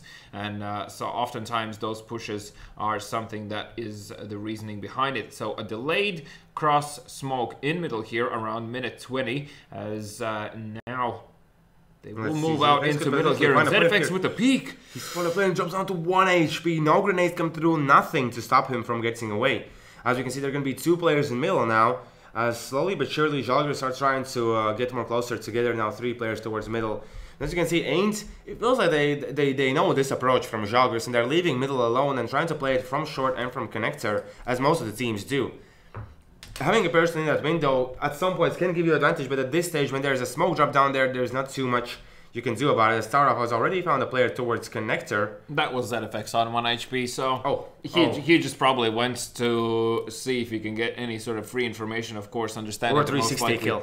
Or 360 kill, yeah, why not? Well, Abyssal needs to go huge here, as the grenade's still coming through here. He for sure hears the players going up into the stairs. Will find 1, but can he find more? Is there any sort of return fire towards his direction, as Tulip making his way towards the CT stairs? Will not spot anyone just yet, and still Abyssal able to find 2-3 kills here as he spots another one. It's going to be Tulip with the kill, but instantly Thursday with the kill back. But Tulip, he was pretty close enough to get the kill back, and my goodness, very well played there from Abyssal. Yeah, Abyssal won them the round.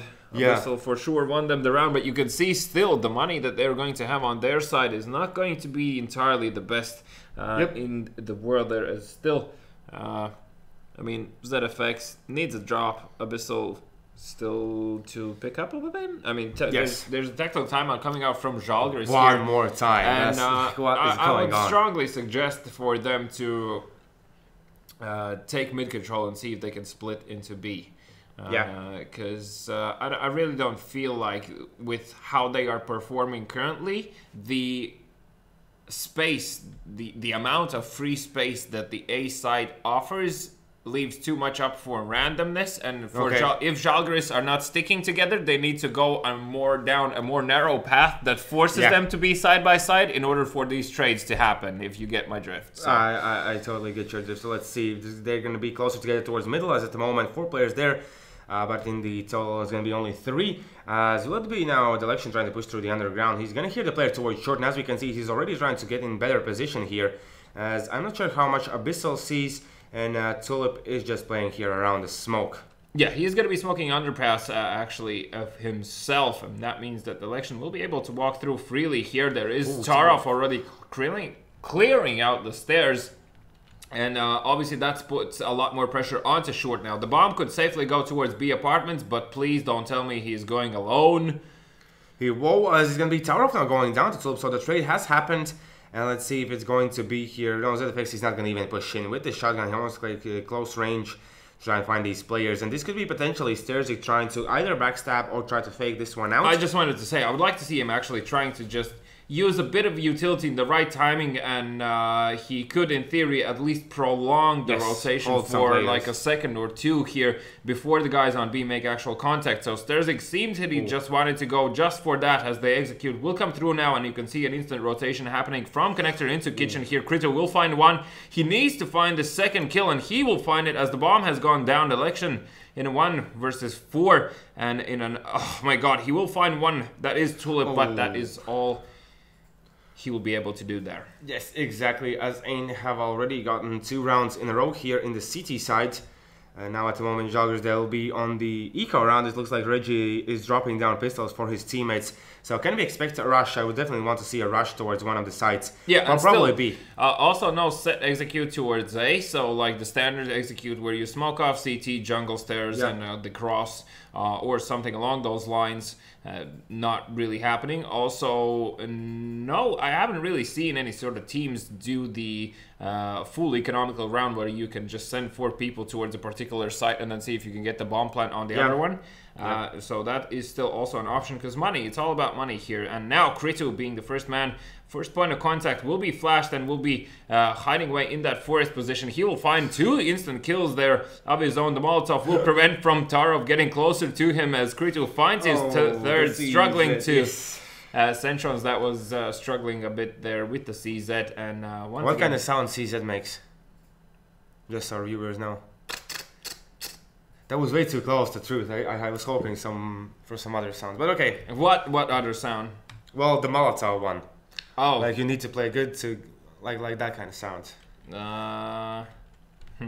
Hard to say. It's instantly Tulip is gonna get the first kill. It's gonna be 5-4 situation. Now one more time, Joggers have put 3 players towards middle, but in the last 3 rounds, this kind of approach hasn't been a success, and they haven't changed this thing up. And they haven't gone towards A. Yes, as well. They haven't gone for the usual setup, and you can see AYN, they're doing the right thing there at the moment, pushing for information. They're going to see that no one's here. This could potentially be ZFX spotting the bomb if he's fast enough. At this stage, ZFX, whilst yes, he's gathering much information right now, the position where he is in, he's now starting to risk of going down and giving away that advantage. He has found the bomb, and Steve still keeps pushing. Yes, he's still going to keep on pushing. He could potentially backstab players here in middle. Although he's now going to slow things down. Alright, going to be Tulip looking for a kill. He, I believe, damaged Tarov there. Did manage to clip him as the players are rushing out. Reggie's going to go down. One player coming closer. Tarov's going to find a kill. As you can see, the players are already rotating away from the B side as ZFA is going to get the kill onto the Lattelecom. And only Tarov remaining. Dropping down the bomb in T spawn does not always pay off, as we can see right now. Tarov, he's just going to save this op. They're going to have not yet the full round last bonus, so they're going to probably be on eco round one more time. Maybe a nice set play could come through, as there's going to be enough money, I believe, for the smokes. No, for sure, for smokes and such, and if you put the AVP in the back lines, that should definitely grant them a kill or two getting into that side, or should, in theory, at least give them that option. ZFX, though, might find Tarov here. Or will be Tarov finding him. He's going to spot an instant headshot into ZFX, even with the no-scope. But as you can see, Krito in the apartments, as the time is slowly running out, Future is going to look if he can find a kill. It's already being spotted, and he's still going to get Tarov. And I understand him wanting to switch his position up, but that was just giving away the op. Quite unfortunate, because that op was something that they relied on. And yes, you're facepalming, closing your eyes. You don't want to see this thing, right? No. No, that is understandable. Looks like AYNs are looking to close this game out, as they're looking for that 14th round, as Krito is looking for the first headshot towards T ramp. Now this grenade could deal a lot of damage. It will only deal damage to Sterzik. was waiting in that corner. So now let's see, with the Molotovs getting dropped down as well, they can't really push out. All the players are waiting. They are setting up for this A set play. But they're doing it so late. They're continuing on doing the things that didn't work out for them before. So now let's see how this one's going to go. Oh, the grenade. The grenades definitely dealt a lot of damage there. Is Krito already will find 2 here. Delection and will pick up actually 2 of his own, as Tulip will retaliate there and looking to see if he can find more of his own. Centron's now pushing between these smokes, might actually get to that AK. He will be giving away his position with those shots, and Tulip coming out with 3 kills there in that situation. Good job from him. I believe Krito picked up the other 2. So Tulip definitely once again a force to be reckoned with on the side of AYN. Also Reggie, as previously discussed, has shown up in the remainder of the team. But they're so even, and they're still not performing to which means they're not doing what is required. That the shooting is not the issue. You can see Tulip just punishing Sterzig for those peaks. I believe this is the second time he catches out Sterzig right there in that position. Quite unfortunate news for him, as he really can't win those duels. You really should win those, as now it's going to be 4 players towards middle. We can see Delection as well trying to find anyone towards connector. No luck there, and you can see ZFX one more time. He's going to spot the bomb in the same position while all the Joggers are waiting in middle. And this one more time should prompt a push there coming out from Abyssal, as now ZFX does understand the players could come through, as he's going to get a kill on Centrons. The information is given out. Kritu could potentially find a kill when the smoke fades. As we can see, they're not trying to boost into the Venge just yet, as Reggie finds kill when the smoke fades. Still Delection in the middle, he finds Tulip, so now 2v3, but CTs are around that C4.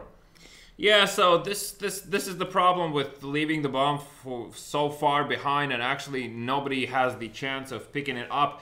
I mean, they are devoting themselves too deep into this middle, leaving up like B apartments for pushes, leaving up A slope for pushes, and you can see the consequences off of that. And also, considering they were a man down early on, same thing what happened previously. Instantly ZFX pushed, gathered this information for him. Now Reggie, of course, making his position known with that flashbang, looking to see if he can offer himself any sort of opportunity into this round, and of course that is not going to be the case. What is this like? One more time I'll remind you that our predictions was 16-8 and 16-7 in favor of Joggers. Yeah. And we're seeing a completely different thing. I wouldn't say this is a really big upset, but I have to give props to AYN. But why do they show up so late when they're basically fighting for the elimination, so they don't get eliminated?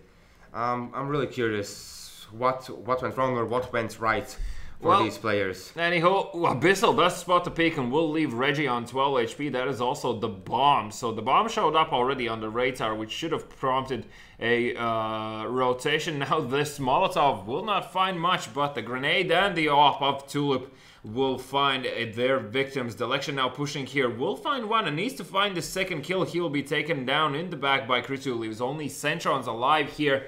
And the man's got a very tall order on his hands, as he will find his first. And considering Switcher is on low HP, this sort of kind of still is doable. Kind of, but Krito is going to win in that duel. And ladies and gentlemen, it's going to be 16-9 in favor of AYN. I'm not sure if that is the right word, but I'm going to still say it. I'm kind of disappointed in Joggers. I'm very disappointed in Joggers. I'm not going to even hide that fact, because the last 2 games we saw a completely different team coming out of them, and I really started to feel like they are eligible for this top 4. Well, now it's definitely off the table. Like, no way. It might have been a good day or something else that they were playing with. Obviously, yes, I still will not go back from my words and say that within those days they were doing the right things that granted them that success. But if you are unable to learn from those 2 games, and that clearly shows here, also you can see that AYN for sure also have practiced. Like they've practiced for sure. And still, like, they had so many holes in their defense where Joggers, if only they would analyze the situation for a bit, they would be able to abuse, but unfortunately was not the case. And I also would like to know what exactly was the whole talk about then in the timeouts. Yeah, like what were you talking about? If we saw that there was no major changes happening towards the general approach of the round, once again, no boosts happening, no sort of fakes happening. They were trying to fake with a timeout. Like, we're taking timeout, we're going to switch things up, and we're not going to switch anything. Oh! Like, mind games, like... Inception. Yes, exactly. Maybe that was the case, but we don't know. But ladies and gentlemen, for now, we're going to head into a small commercial break, and when we come back, his match of the week, Skin Lords versus Wasps Sports. Don't miss it.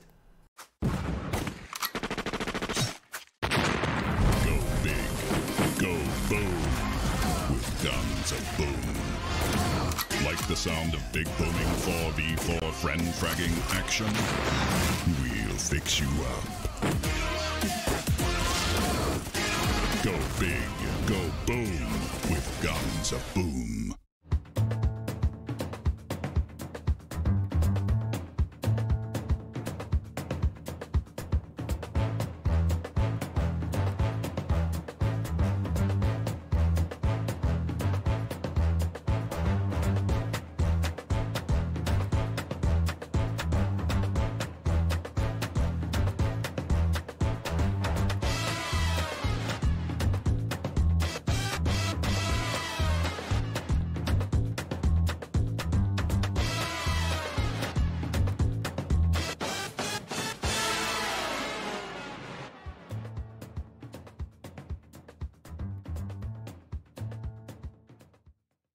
Lešik, butik, jau viss ir redzēts. Thriller, killer, tas viss ir redzēts. Skandāls, secret, viss ir redzēts. Creepy, crazy, jā, viss ir redzēts. Pārsteidz mani, pārsteidz mani, pārsteidz mani, un tagad pārsteidz mani. Lūdzu, jaunā Helio interaktīvā televīzija no Lattelecom ITV. Televizors, tālrunis un planšete darbojas kā viens vesels. Tagad pārvaldi un aizraujies pilnīgi jaunā līmenī. Izklaide progresē. Helio.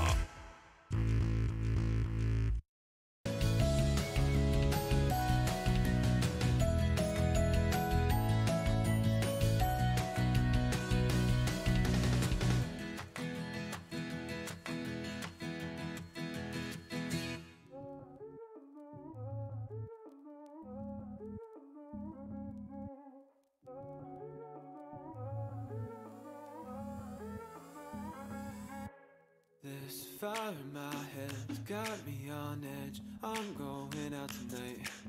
Faded on a thread. Don't know what's next. I wanna feel alive. I kissed a stranger in a white dress.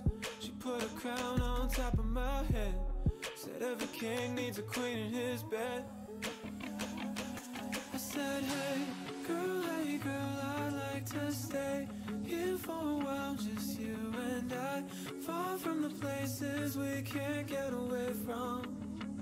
She said, hey boy, I like your style. I'll let you play me for a while. Play me till the sun rises. Play me like a violin.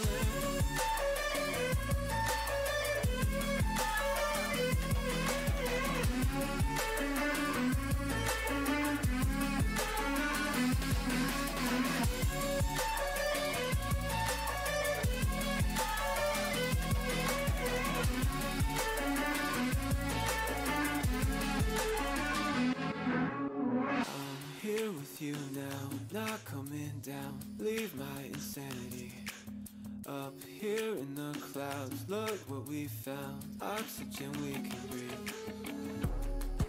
Let the madness slowly undress. Rip the mask off over our heads. We can dive down deeper instead. I said, hey girl, I'd like to stay here for a while, just you and I. Far from the places we can't get away from. She said, hey boy, I like your style. I'll let you play me for a while. Play me till the sun rises. Play me like a violin.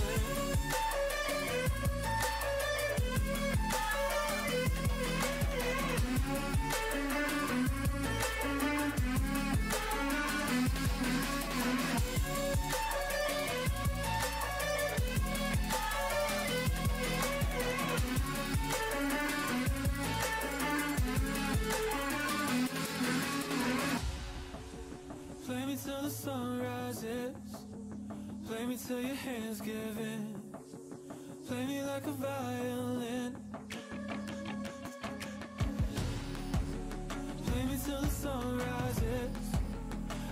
till you can't hide it.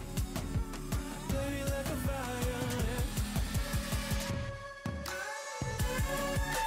Play me till the sun rises. Play me till your hands give in. Play me like a violin. Play me till the sun rises. Play me till you can't hide it. Play me like a violin.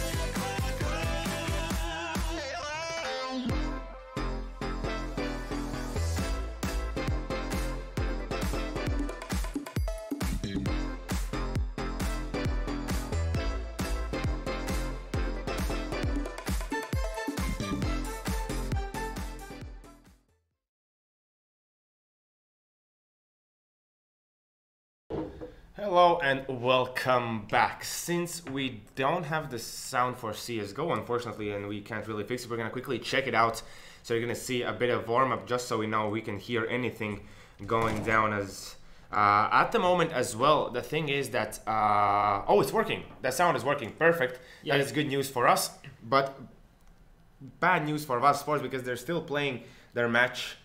Yeah, so Wasps currently have a match on HLTV where they're playing the third map in overtime. They're currently in the lead of 17-15. It looks like it's going to be 17-16, so it's going to be a small while here before the players will jump on the actual server. Now, because they were playing these matches, they were unable to submit their veto as well on the website, and the map has been picked pretty much at random to a certain degree, and it is going to be Dust 2 that is going to be played. Which is going to be pretty interesting, as we remember yesterday, Lithuania left their match to play against, that was Joggers, where they completely stumped Joggers. So here as well, Wasps playing in the overtime. Knowing that they're going to suffer penalty points, it means that once again, most likely, unfortunately for Skinlords, they should in theory feel the full wrath of Wasps. in this match, and which should be an interesting one considering it is Dust 2. Now, also, because it is Dust 2, this does give Skinlords, I would say, more options in terms of what they can do against Wasps, just because Dust 2, once again, is a very unique map in the sense that you can be a very, like, your adaptive playstyle can fit well into this, and as long as you know how to adapt versus what your opponent is putting up and making sure that, like, your key players are showing up, that still can be a legitimate battle here on Dust 2. Yeah, I'm quite surprised that you're giving a hope even for Skinlords in this match, as Wasps are looking to claim that top 1 spot. Yeah, well, I mean, the players are still showing up and they are fighting for money here, so it's not like they're going to be completely forfeiting their fight here against them. And obviously, I feel like one of the huge impacts that might be here for Skinlords, and especially on Dust 2, is going to be Raw. Okay, yeah. So Raw, if he's going to show up on this map, definitely knows how to play it, and also Captain with the AVP might be crucial here on the side of Skinlords. For Wasps, judging... who's at moments of fragging for them? Spur, I already wrote down him, so the guy is going to be warmed up, and, he's probably... the upper. Oh my god. Yeah. This should be pretty fun. I hope to see, maybe not tons of kills, but at least some kills through mid doors, or at least towards middle. I don't see if Spur is that type of player that can catch players out when they're crossing and catch them out. Who you're calling out Rav, and then on the side of us sports, we calling out Spur because of the luck that he's having here. Spur and of course Doistas also seems to be having good games here today for their side. Doista? What? Dodds, excuse me. Dodds, there we go. My eyes don't show anything anymore. Yes. So that is going to be Dust 2 for you. Obviously, cannot really say much apart from saying that we know Wasps are very capable in taking this map in a convincing fashion. So pretty much it's more than anything is going to be down to how Skinlords are going to play this one out. For their terrorist side, and something that I've said continuously as well, I really feel like, once again, middle. You need to put a lot of pressure on middle to force the CTs to rotate away from the sides to even like give yourself an opportunity to approach the side. Because either way, if it is a long, you are walking down a narrow pathway. If you're going through short, you're exposed to quite a few angles there when you're getting onto the actual side. And of course, entering into B, if you're coming from tunnels, only one way in, and that's quite a narrow path. So either player on Wasps should be able to deal with those choke points individually, and having another man as backup should not really give them too much difficulty here on Dust 2. Since at the moment our prediction game is 2-1, we both lost the last prediction when we went to way of Joggers. I'm gonna give my prediction right now. I'm gonna say it's gonna be 16-7 in favor of us sports. Okay. It should be like that. Right. Well, I'll whilst I'm having my doubts and still giving the opportunity for Skinlords to put up a decent fight, in reality, I don't think it's going to happen, and I'm actually going to go a lot lower, and I'm just going to say it's going to be 16-4. 16-4. Taking it. Okay. Yeah. Okay. So you went. I think Wasps will be able to shut down Skinlords early enough, and as we know, for a lot of the games, they really struggle to get back into it. Whilst it is still a possibility, I feel like it's going to be a lot difficult one, because already Wasps currently playing still a serious game on HLTV. They have the decider map. Currently 18-17. They are actually losing one round right now to Super JYMY. I don't even know. Yeah, checked like the other team. I checked them on HLTV before I was coming here as well, and there is not too many like known players on their side. I don't know anyone. Yes, exactly. So this as well is kind of like a bit maybe worrying for Wild Sports. If they're going to lose that game, do you think they're going to come into this game with clear mind, or will they have still their head into that one?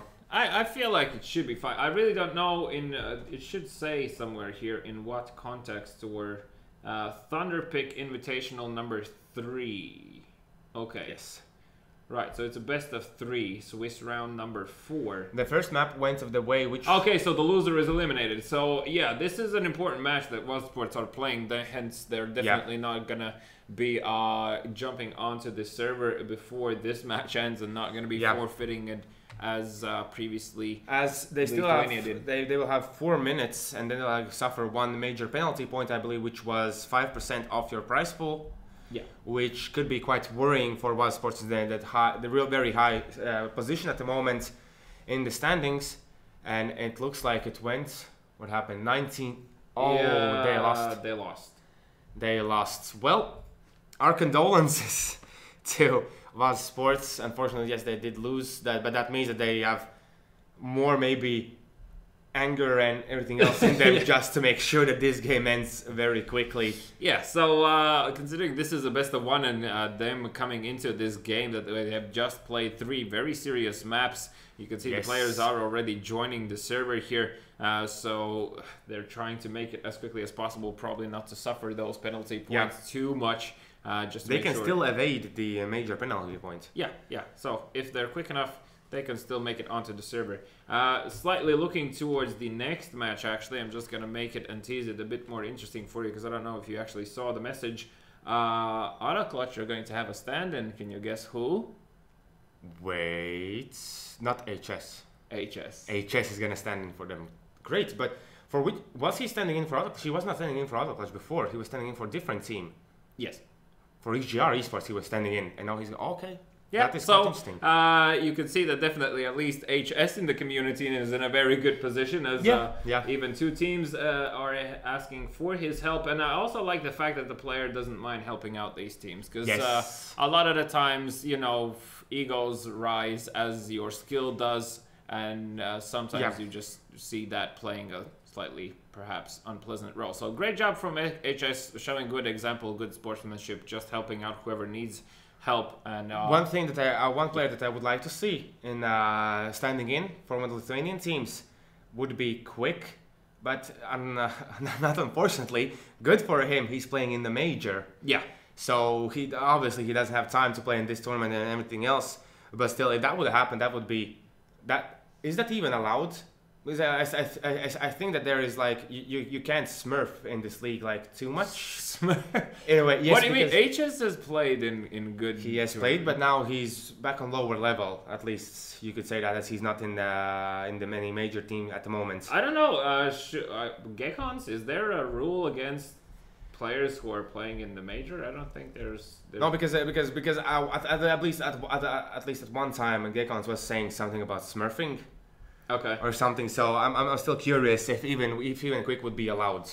Right. Well, I feel like it really shouldn't be an issue when it comes to the essence. The guy is from Lithuania. Why wouldn't he be able to play? So exactly. If of course the question is if he can find a team. Yeah. That would give him the opportunity to do so. That might be a different story, though. We don't know how the situation is. As I already said, HS is in a good position. The question is, what position has Quick put himself in within the community? So maybe he left on bad terms.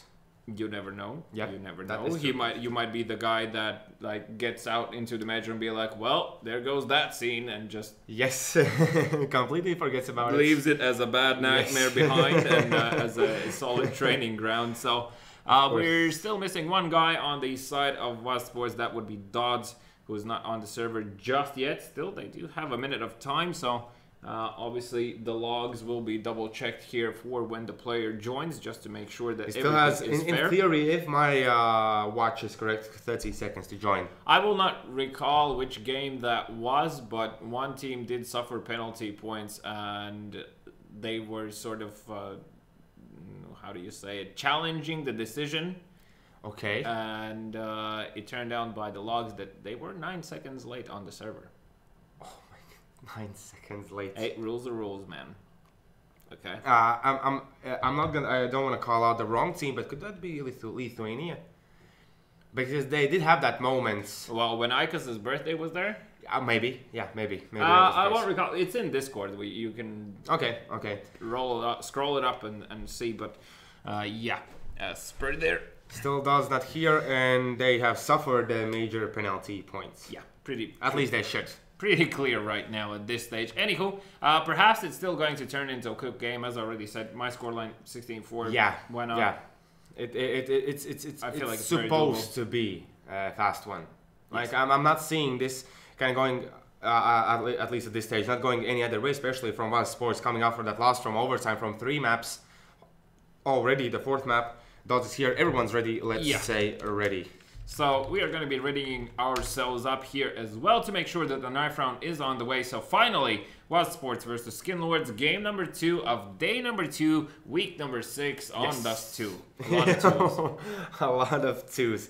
So now let's see how the knife round is going to go through. Since we didn't introduce teams, I'm going to introduce Skin Lords. So on their side, we're going to see Udris, Flushed, Displex, Captain, and Ra. And for the side of eSports, once again, we're going to see Shocks, Bitchers, Spur, Vista, and Dodds. And the knife round on the way in a long, happy days. I hate when people do this in Faceit, where they're like, what's with this middle knives? In Dust 2? Yeah. That's 2. I'm not quite sure. Maybe it's more interesting to battle out in the middle than long, because the long, you're basically everything is open, and in middle at least you I can... just don't know. Like classically throughout the game, pretty much gone a long always. And whenever I play Faceit, like there's like 2 guys that go middle, and it's just like what? Why? They want to change the meta. They wanted to change the meta. They're innovators. Anyway, eSports did win the knife round and actually went for the CT side, so they just want to relax perhaps from that previous overtime. Yeah. They just lost. They just want to see how this plays out, and actually going to send 4 people towards A, so there is going to be Vista staying on the actual side. Oh, he's actually going to approach short quite quickly here, as there are 2 players from eSports making sure no quick push towards A long is happening, and Dodds needs to be extremely careful here. He might lose his life. We'll spot one of the players and will instantly fall back here, understanding that there might be just another one around the corner. And as you can see, 4 Skin Lords players are towards the A long here. Only Captain in tunnels with the P250. Once again, a pleasant sight to behold, and also Raw picking that one up. So it definitely starts to become a smaller trend here, and a very effective weapon. But as I said, that Bitcher with the USP will find one. Displex, however, is able to trade. And still Vista being a nuisance in short here, not allowing a quick Photoshop. He still gets the kill. That shouldn't go on the way of Dodds. He's still staying here. He could potentially spot the bomb as well. He spots the bomb player. And as they're going to rush towards the long, they know that it's going to be the... which it is. It's going to be the A side hits. It's going to be Shocks waiting towards the CT. That's going to peek out. Instantly going to look for the kill. He can't possibly find it just yet. Vista has to go back, as I believe he was hurt and spotted there by Captain. Shocks in quite the open spot. He's still going to get Udris and Spur with the kill onto Displex. Only Captain remaining here, and it's going to be 1v3. But with the full flash, Vista is going to find a kill and a team ace from eSports in the first round.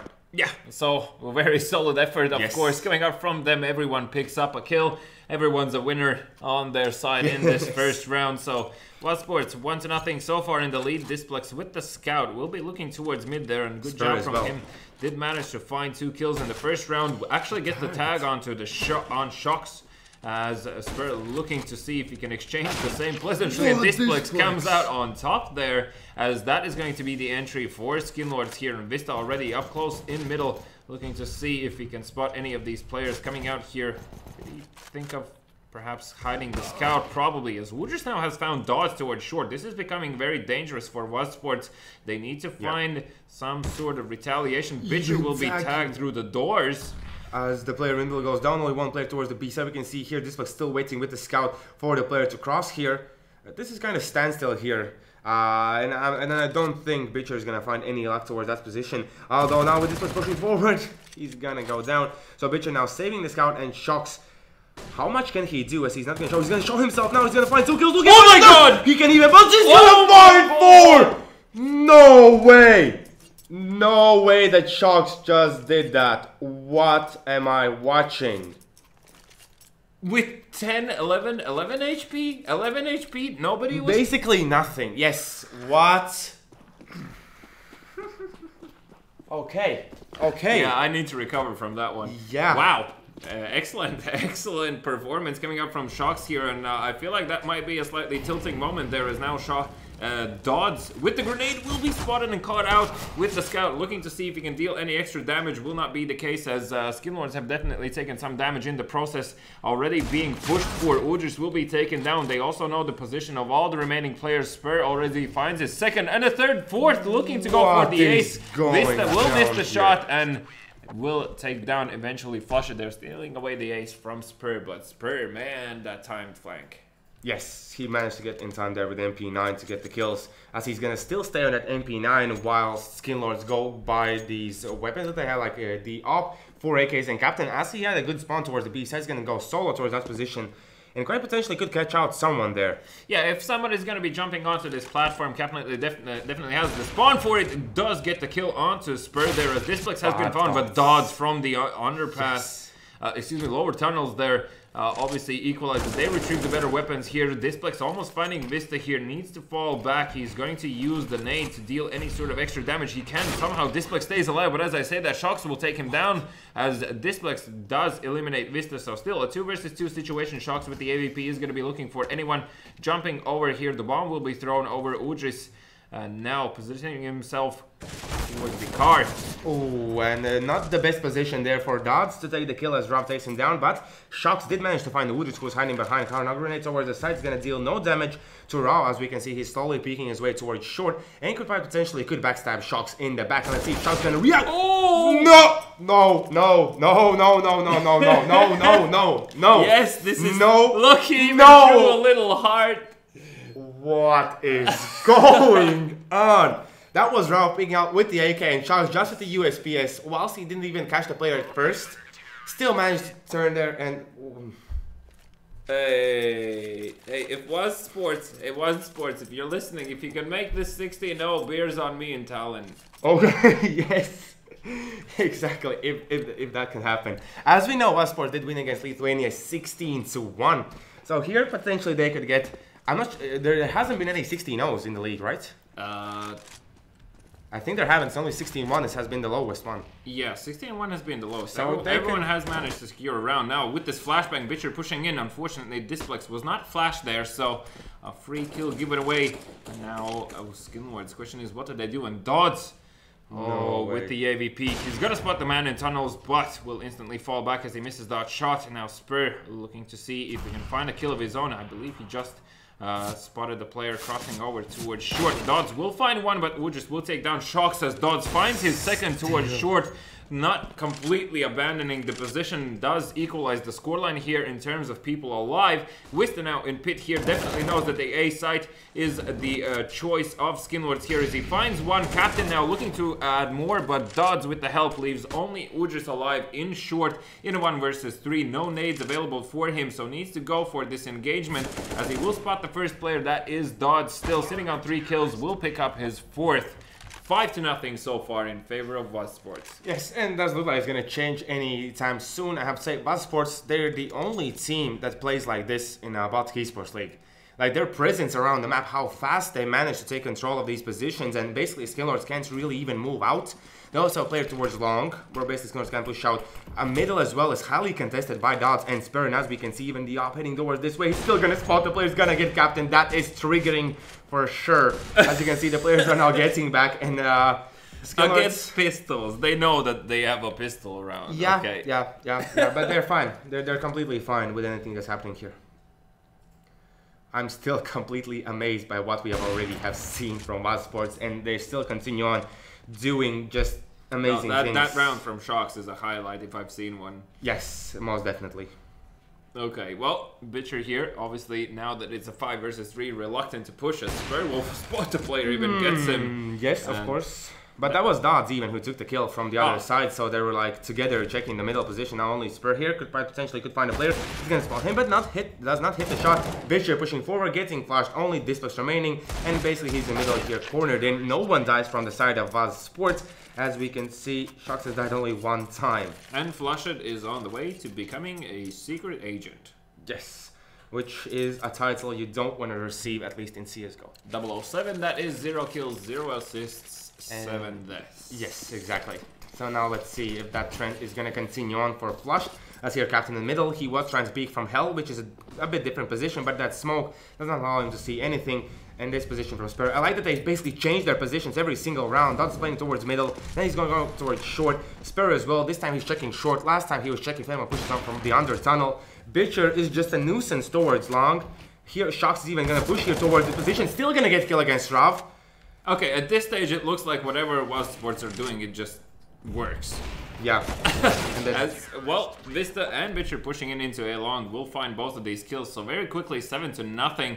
As I already said, Wasps coming from that loss in an invitational obviously is punishing, and you really want to release any sort of excess anger you want to have. And Flushed has made his way to the title. Happy congratulations to him. Congratulations. We can see 3 rounds in a row without losing anyone. Yeah. Oh, Spur with the peek. Will spot one. Does spot also the second one. Does he go for this? Doesn't necessarily need to, but still goes for it and gets it anyways. Now Bitcher once again. Nuisance towards long. That Molotov prevents any players from being in this left-hand side pocket. He should also spot the bomb. Oh no, it's just behind the corner. As the player is approaching the bomb, that was Captain. He's going to be probably slightly mad about Flushed not having information about the player being there, but considering he had the CZ in hand, he sort of didn't really want to peek those doors, so more or less justified there. Shox now with the another flank coming out from him through T-spawn, also spots the bomb as well, and the last position of the enemy player should be known in a few moments here, as Displex in that pocket in upper mid will be taken down by Spur, who I don't think he really has left middle here, at least not for the duration of this round.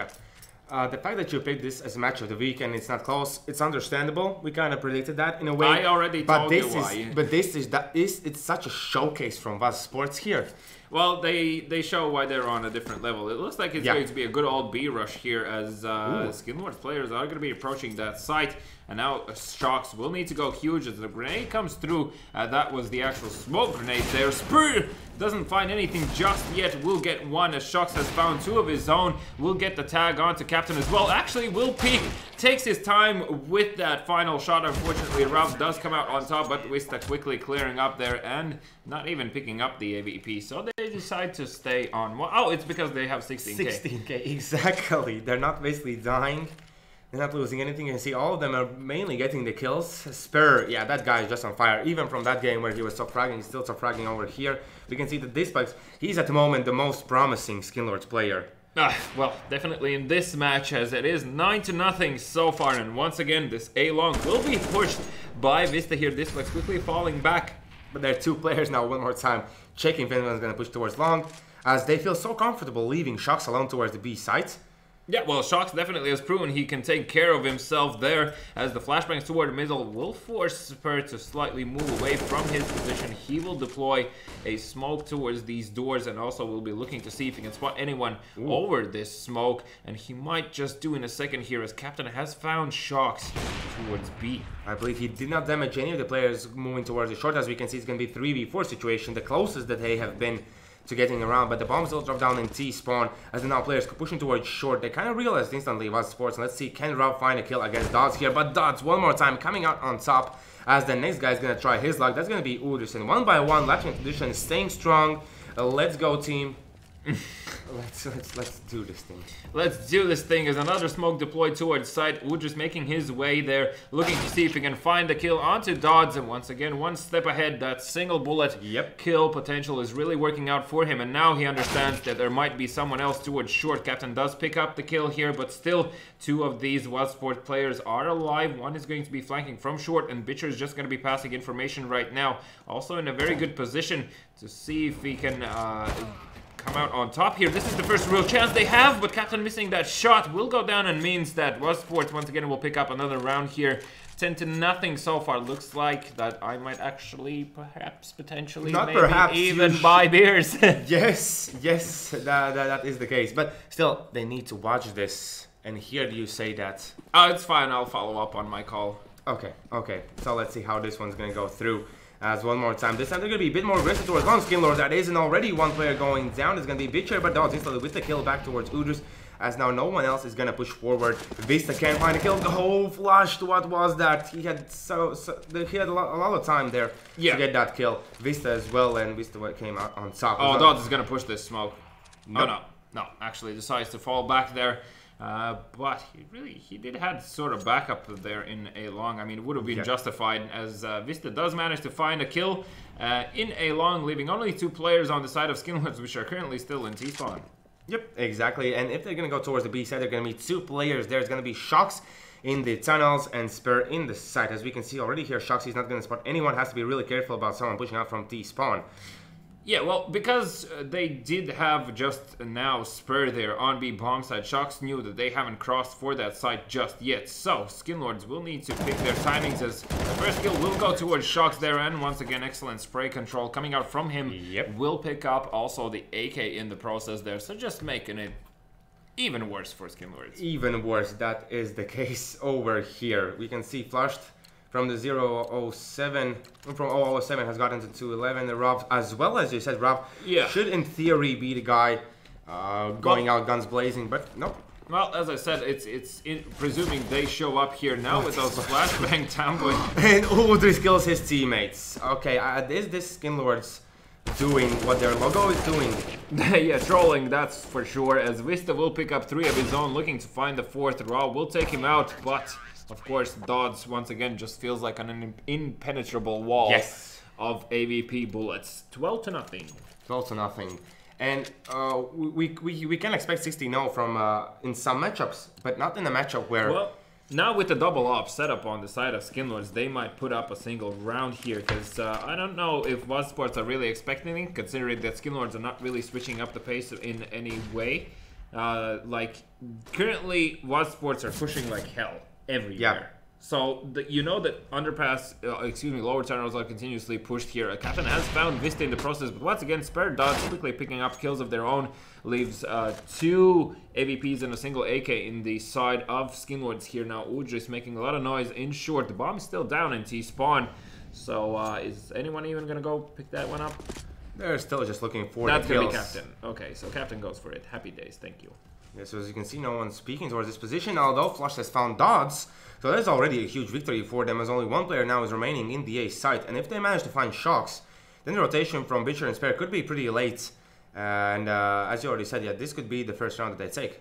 Yeah, so, I mean, these kills have definitely worked out for them, as the small cross for long is taking place. And Shocks actually somehow surprised by that peek there. Bitcher now will spot the first man and will instantly fade away, understanding that there might be an AVP still peeking. Spur also has an AWP of his own, so... Ooh, already the first kill going away of Bitcher here, as now Spur is going to make its way towards long. He's already being spotted. He's trying to bait out the shots. I believe he just baited out 1. He's going to try to get the skill, as he now baits out the shot, and he's waiting for the player to peek. He does tag Flushed, as Bitcher did go down, but this grenade, I believe, it won't kill Flushed. He's going to get away, and that's going to be the first round for Skinlords. And no beers for Wasps. Oh, they're gonna be pretty sad about that. Yeah. They definitely want it. Yeah, but rules are rules. Rules are rules. So now let's see, will this double up setup prevail? Can Skinlords still put up 2 more rounds here, as they're the only 2 ones left here. And as you can see, the grenade is gonna come through, the flashbang as well. No damage dealt, as we can see Spare managed to get past unscraped. He has to be careful, because Captain, he's already peeking out, and Captain is gonna find a kill. So now the ops are making their way for the side of Skinlords. They're finding the kills here. Dodds almost finds the player, does not get the kill, and doesn't even get the tag. As you can see, this time Wasps, they're even slow things down. They don't have the player towards short that aggressively, at least. They do have Vista here with the AUG. Yeah, and I like the position from him as well, jumping on top of those boxes. Definitely can find a surprising angle for the enemy opponent, and as long as Skinlords are not able to follow up after, if one of their guys goes down, and as I say, that Captain will go down, then it really should be easy game from that position from that point on. Raw now has the opportunity of picking up the second AVP on their side, and he does so as well, and Vista might just find the perfect timing to push here, as he finds a lot of information, hears these players as well, just turning away from that flashbang, will not spend anyone, will take care of Raw as well. And Shocks now on the B bomb side has been playing towards platform as well, so will they check this position? They will not check it. Shocks taking his time, dealing a lot of damage, and gets most of the kills. How does he stay alive? He transferred 3 times to get those kills, or even 4. He still managed to stay alive, and that is that 13th round. An economical reset there for Skinlords. Yeah. Sad days, sad days. Sad days indeed. Well, you really, at this stage at least, you can't really blame Skinlords too much, because the way that Wasps are playing, it's really tough to even like figure out what you are gonna do in this stage. Well, I mean, as I already said, they are pushing everywhere, and it doesn't look like Skinlords are proactively doing a lot about these lower tunnel pushes as Stott still stays alive, finds Captain there. Flushit has managed to find Bitcher towards long, so that's at least one rifle retreat, but he's on half HP. Displex, you really need to land that shot, man. Yes, he really needed to do that, as now Flash is gonna move in. He does get a full flash, but Spare, I believe he was fully flashed when he got that kill against Flash. 14-1. Jeez, that was a very strong half, and still think Skinlord's gonna pick up 7 rounds? No. We didn't even see like any kind of B splits or anything. They can't even get the middle. No, you know why you didn't see that? Everything started to go south in the way how Skinlords were approaching the game from the moment Shocks won that round. You can see instantly changing. After that, just solo plays throughout, and that's why Wasps have come out on top here. Now they're just having fun here, going for the middle battles, and Shocks with that Deagle has dealt quite a lot of damage towards these players. Captain does find 2 here towards B, and that is also the bomb, so yeesh. Spur. Yeah. And Shocks and Dodds somehow need to win this one, being 3 versus 5. And this can only happen if they do what? Play together as a team, play as a unit. Yes. Move together, go for trades. Oh, Dodds is gonna find Flush, so they're slowly trying to open this side, and Spur with the next kill. As we can see now, Captain is even trying to push forward, but no luck there. Is only now Shocks remaining here. Ruff did manage to get killed, and Udris with the last one. So 14-2. After this round, not too much, but I still have a feeling that this could be just like Wasps Sports now trying to do something fun for them, and not particularly the right thing to do. So Skinlords, yeah, because Skinlords of course can work on their economy here and see if they can close out the gap. Obviously, still a long way to go for them. The Bitcher tag, yeah, Displex. Yeah, he tagged him through the doors, and yeah, just Wasps Sports really still need the round difference. Yeah. So just make sure that everything is secured for yourself, and you'll be able to do exactly what you want to. Spur with that timed shot towards tunnels will not towards the B platform, will not find anyone just yet. And now going into lower. Backstab. Spur can backstab 2 players. He's gonna find one, but he can't find the second one. Chugs can't help, but there's also players in short. Very chaotic approach from Wasps Sports to take the A site, and they have taken it as the way, as you can see now, 2 players towards long, 1 player towards B. And Captain with the tag obviously gives away the fact that they are in a long here. Also Udris with the MP9, UMP that is, needs to go huge here as he's failing to do so, and actually Dodds comes out on top in that engagement. Once again, Captain just tagging people, but needs to find these kills. He will be pushed out, and that is going to be him. Oh my god, what a shot to pick up. Spur should be able to find him, and considering Captain is on low HP, that is going to be the 15th round for Wasps Sports. Once again, economy for Skinlords is completely reset, and for Wasps Sports, I really feel like this should be a quick and easy one. Yeah, it definitely should. But let's see if that's going to be the case, as they do have 2 scouts, and quite potentially if Skinlords go a bit different approach, they could potentially make this one theirs, although Captain's already being tagged up and almost taken out through the smoke. Shucks is going to find Ruff there, who was with Negev spraying towards middle. All the players towards short have been deleted from the game by Wasps Sports, as they're gonna push now forward and get that information. As you can see, they don't even have to play as a unit. They're pushing Bitcher, they don't spot the player there, but now with the scout, he's gonna find a kill onto Displex. And now in the side, Udris finds Vista. But as we can see, as the bomb is now going to make its way towards long, Udris still has the opportunity there to make things right, but that's not going to be the case. Only Captain remaining 1v2, as he spots the player, is going to tag him up, go towards middle, but Bitcher instantly with the Deagle is going to shut him down 16-2. That was just an insane, like the beginning of the game was just I was left speechless, and I still really can't put what happened into words. Well, what happened was shocks happened for sure. Then Dodds showing up crazy as hell, Spur being on point. Like, you have so many guys on the side of Wasps Sports being on point that it's pretty much like an inevitable result of off of that. And also the lack of Raw showing up on their side, as well as Captain. I mean, he did find a few kills there, but really nothing too impactful, at least. Displex had a great, he was holding long great, but he like got 1-2 kills at most, and there were still more players coming from Wasps Sports side in that position. So, obviously, as I already said, Skinlords being on the terrorist side really failed to find a difference in their approach. They pretty much played the default round, and they just decided to go from where on. There was no real mid presence coming out from them. They never really made it even out of the doors. Yes, exactly. So There's no push happening there. Yeah, and obviously the pushing was done by Wasps. I actually really like that move where against Pistols, that was the 6th round, I believe, where Dodds went into lower tunnels with the AVP and found that kill and gets away free, unscathed, because the smoke is there. Yes. And there was actually Spur also sitting in that smoke, peeking through it towards the upper middle, just in case anyone comes out. Yeah. So at least one of the AVP survives for sure. So good job, once again, great display of team approach towards the actual game. And a very quick one as well. I mean, we started 15 minutes past and 25 minutes down the line. That's it, GG. 25 minutes. That's a fast game. That's a fast one. That's a fast one.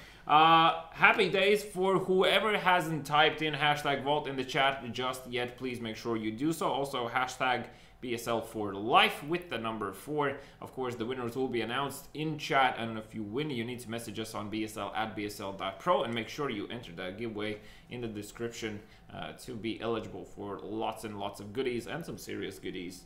Exactly. So we still have another game today, though, that is going to be played between Autoclutch and Aston eSports. And with HS standing in, that should be a quick one as well. But we don't know that yet. We don't know what's going to be the map as well, I believe. So now we're going to head into a small break, and when we come back, the match between Aston eSports and Autoclutch. Go big, go boom, with guns of boom. Like the sound of big booming 4v4 friend fragging action? We'll fix you up. Go big, go boom, with guns of boom.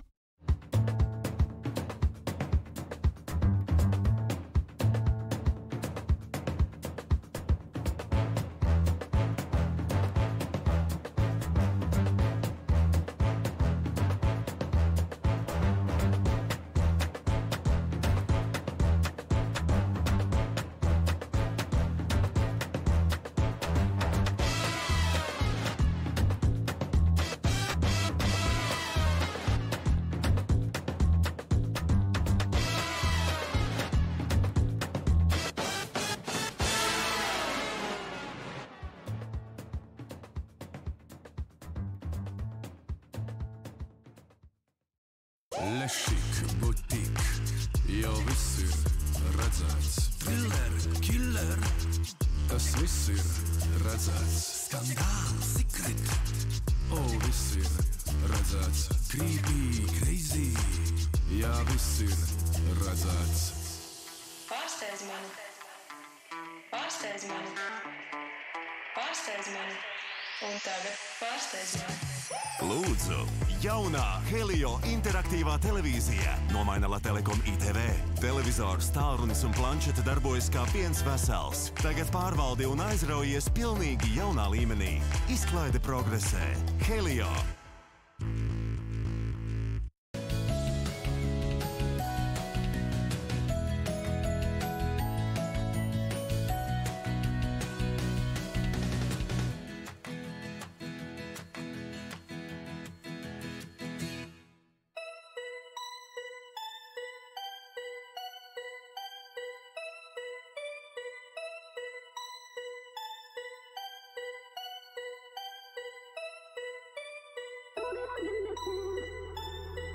But I'm foolish. I needed you. Know that I've been missing. But I'm foolish. I needed you. Know that I've been missing. But I'm foolish. I needed you. Know that I've been missing. But I'm foolish. I needed you.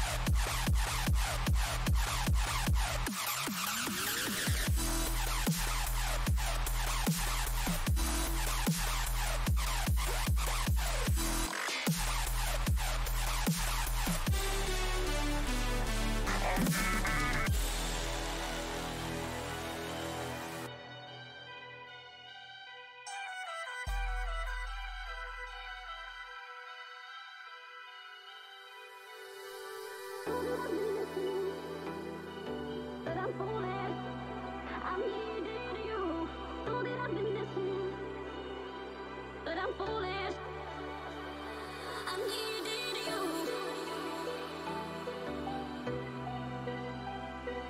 I needed you.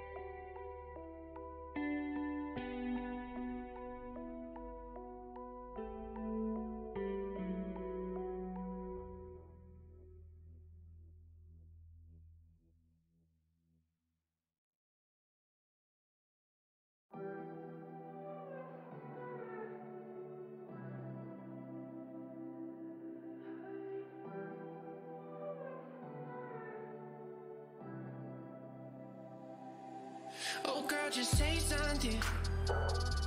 Oh baby, won't you say something? No running, you got me thinking about the state I'm in. Going back to that place we met. Yeah, I've been feeling lost somewhere deep within. No, I can't turn back, I need that grin, that loving. You say you want it, baby, take this in. You're feeling spent, but I know you want it, I know you want it. Oh girl, you know what I've been through. I don't know if I can do this on my own, no, no. Oh baby, tell me what to do.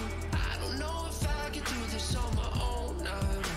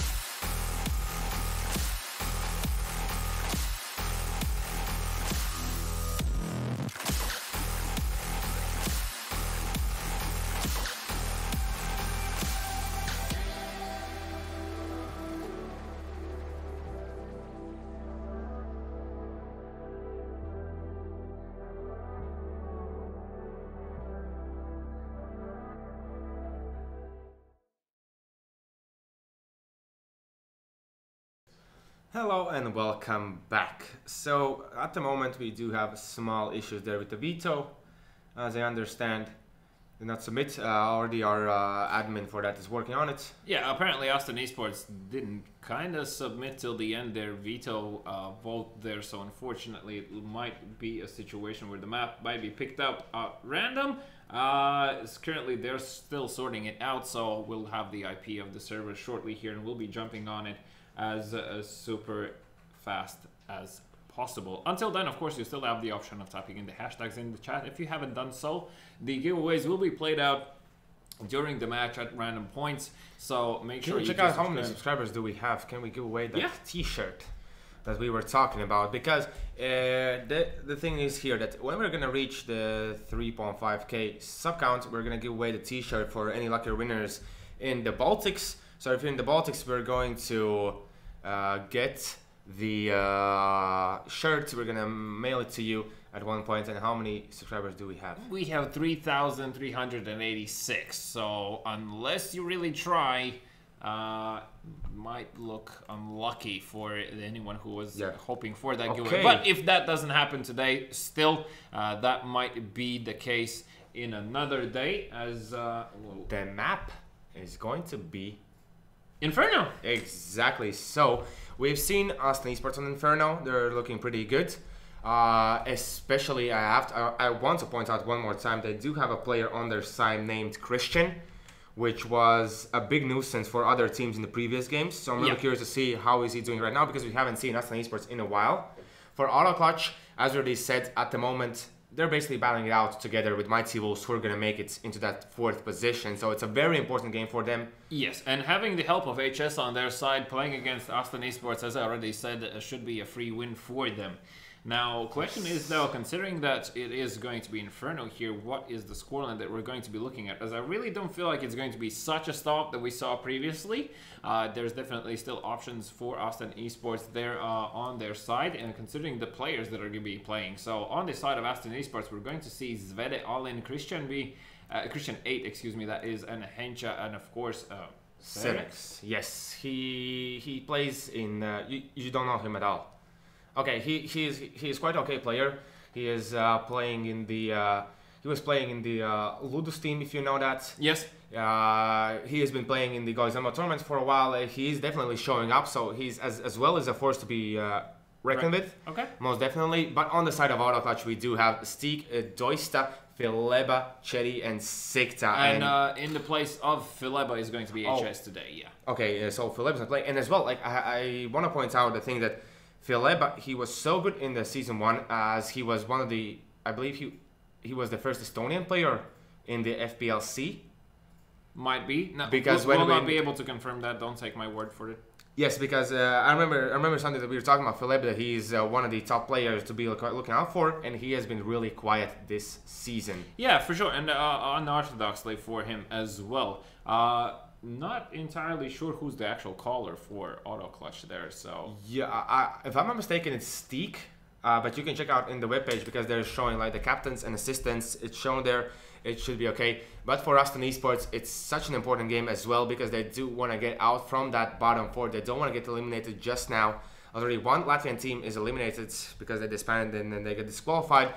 So they definitely want to climb up a few spaces there. And we were talking about that Aston eSports still have a glimpse of hope there to actually manage to get out, but it's going to be really tough next few games for them. It's a very tough games ahead of them. So yes, indeed, Steak is the captain of the team, presumably the caller. So I was just thinking, like, is Fileba not performing because he's calling, or what's the situation? So that's hence my question. If that's not the case, well, yeah. But I'm not quite sure, because when Vortex were playing, which is the basically Auto Clutch is the ex-Vortex team with some additions. Steak was still the captain. I think he has been playing the in-game lead role all the time. I think Fileba definitely has some insights how to do this, but HS is gonna have such a good insight, and he has already helped XGR Esports. Now he's gonna help out Auto Clutch. Yeah. Question is, who will he help out next? Yeah, maybe a Latvian team. He's going to stand in for a Latvian team, but that's probably not going to happen. If you ask politely enough, maybe. Yeah. That's definitely a player that at least I would like to play with. to have that insight on how the actual game goes on, and like obviously it's very valuable insight you can gain from such a player. And I feel like even if Auto Clutch don't find their game as successful as they would want to be today, they're still going to learn a lot. Just having such an experienced player on your side, you quickly understand what sort of calls are being made at what points in time, and you can obviously see how that does success, because a lot of your success is still off the back of precise information. So knowing exactly how many players are where, what are they doing, what is their like general approach, and so on, because very quickly the actual tides of the round can change just off of this information. So it's very important also to give proper callouts. And I mean, there's also different ways how you can do it. If you've ever played, have you ever played with Russian players or the CIS scene players in general? Well, yes. Okay, so do you know if do you have that game where everyone is calling callouts in numbers? Nope. No. Okay, so pretty much what the story is that historically in the CIS scene, certain positions always have assigned numbers. Okay. So instead of them saying going into short, they're gonna say a guy in 6, or a guy in 9, guy 12, guy 18. So like they have positions set up in such a manner that they're just giving you numbers during the game, and you need to know which are the corresponding positions.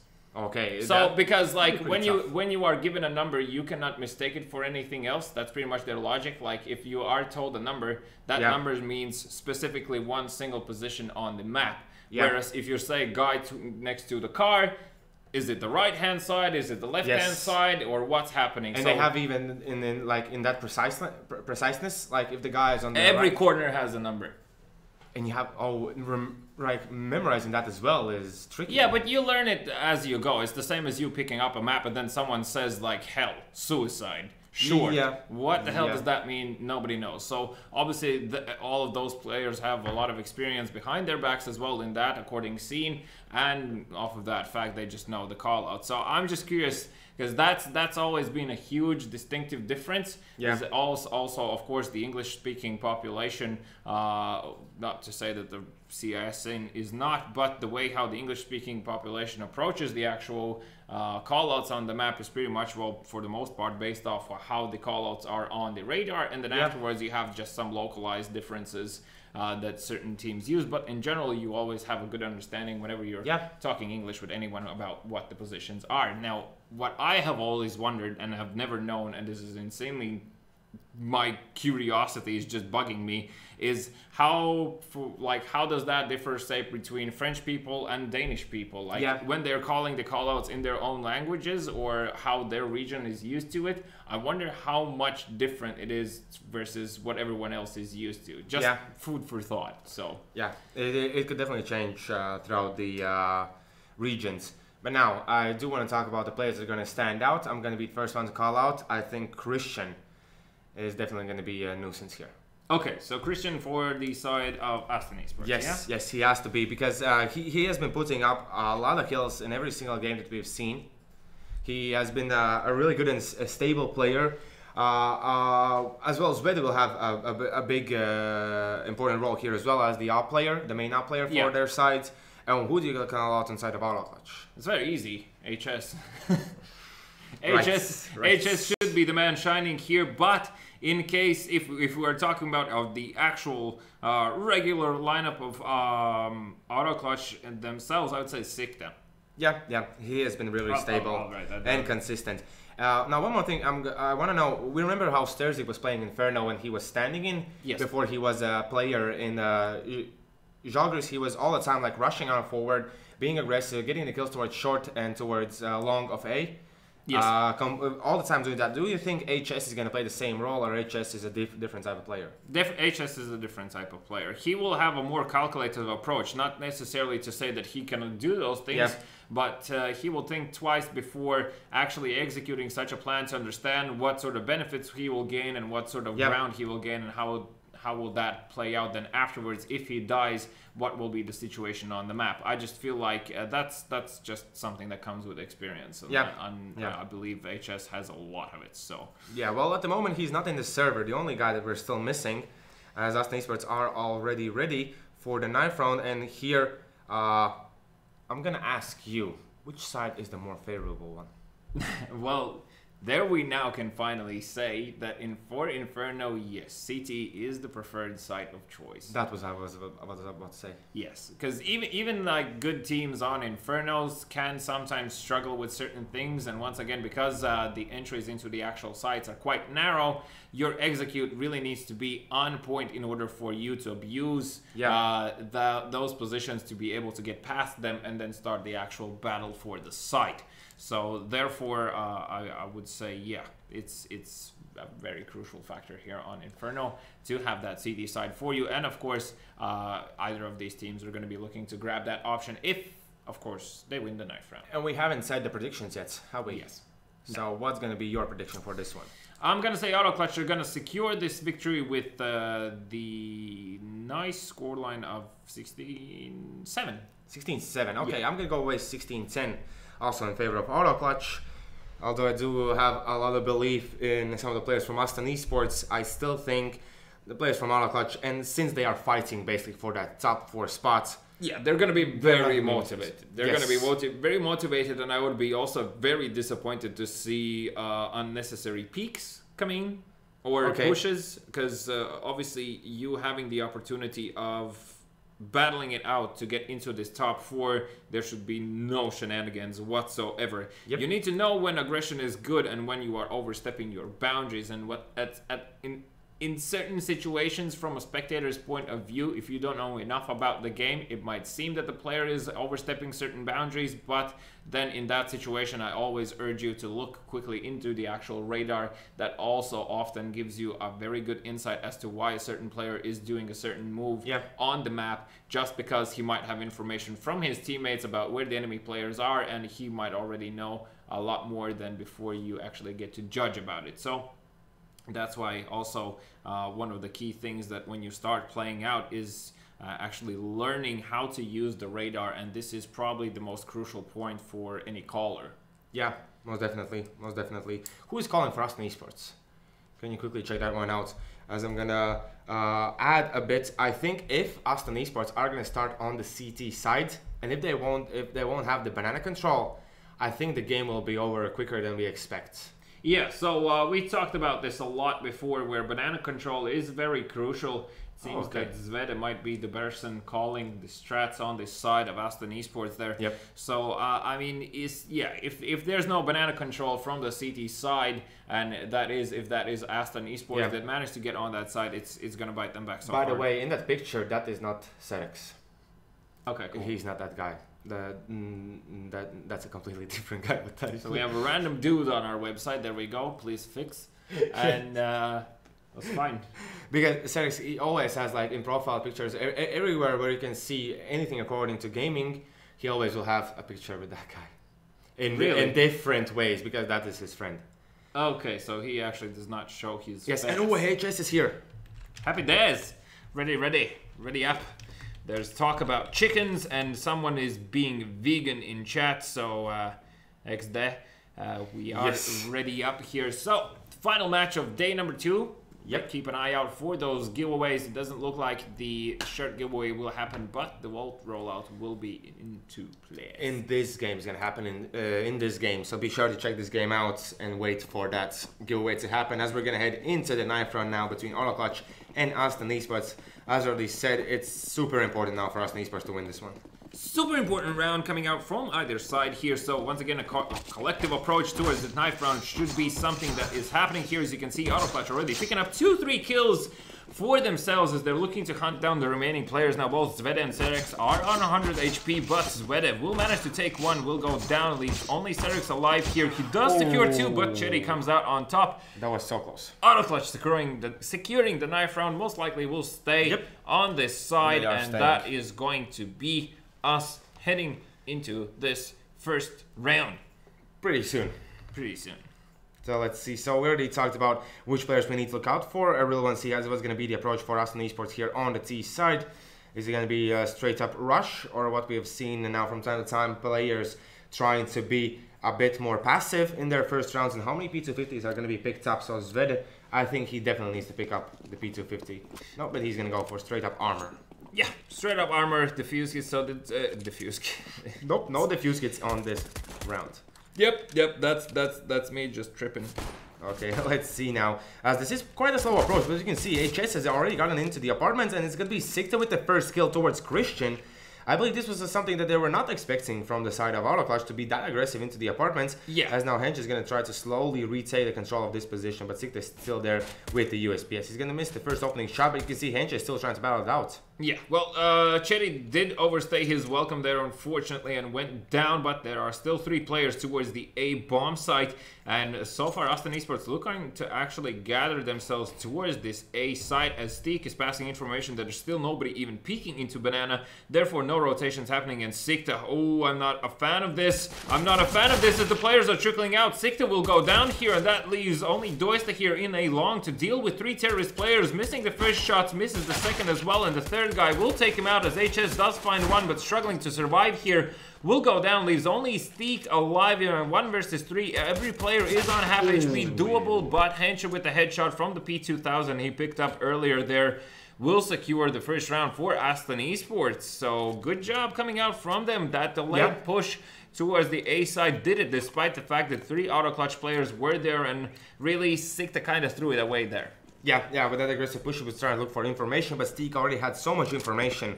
Yeah, there was no need for it. You knew that it was going to be A, so that was definitely a mistake. Coming out from the side of Auto Clutch there. Serix now with the Galil towards the middle will spot a player, but will not proceed with any sort of pushes. Sikta now clearing out close corners in the apartments, will not find anyone in the second middle, and I love this position. Oftentimes terrorist players do not check for this, but considering the position of Allens and how careful he is around these corners, this might be actually checked, because it is so late in the actual round. Sikta will find one of the players, and he will take him down now, looking to see if he can find more, as he actually decides to fall back smartly there, has the man advantage, no need to die. Allens now understands that the players have fallen back, but there's already 3 players towards B here, as the grenade onto the side deals a ton of damage. Sikta even finds the player. Now Doista will be spotted, has to be careful with this Deagle not to be killed off that fast. It's going to be now HS with the scout. He's going to find a kill onto Zvede, but Doista will go down, so another rotation from Chetty, and Sikta is going to come through as HS almost gets the wallbang there. Reads the sound cues perfectly, and we can see now the retake happening from both sides as the bomb is gonna be planted, and Sikta can find a kill, and Serix there with the answer. As now only Chetty remaining. HS did go down here. Chetty's gonna find one, and he knows where Christian is, and Christian now with Max 10 go for White Peak, and he's gonna get his 4th kill of the round. Oh, that's tilting with that Deagle kill. It's that fountain.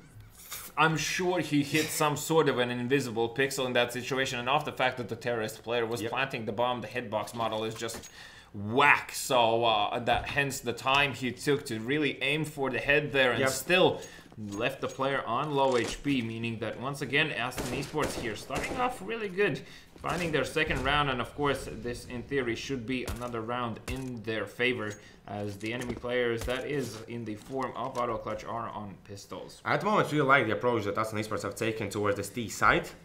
How calm and collected they are. They don't push too aggressively into second middle, so they don't run the risk of being checked from middle when the CTs push forward. But now as they're pushing this A side, there's going to be mainly like 4 players there waiting for them, and all only with the pistols, so this in theory could potentially work out. But now Steak has to be really careful, as all of them are pushing towards short, and now Chetty looking for a kill, but with 50-50 he can't find his luck, and he'll go down. Steak as well, Doista together with HS are now rotating, but HS has already gone down, and if Aston eSports win this one without losing anyone, it's already a pretty good victory for them, as they're slowly making their bank bigger and bigger. Yeah, exactly. So Doista in this situation is actually going to probably go for the knife if he can.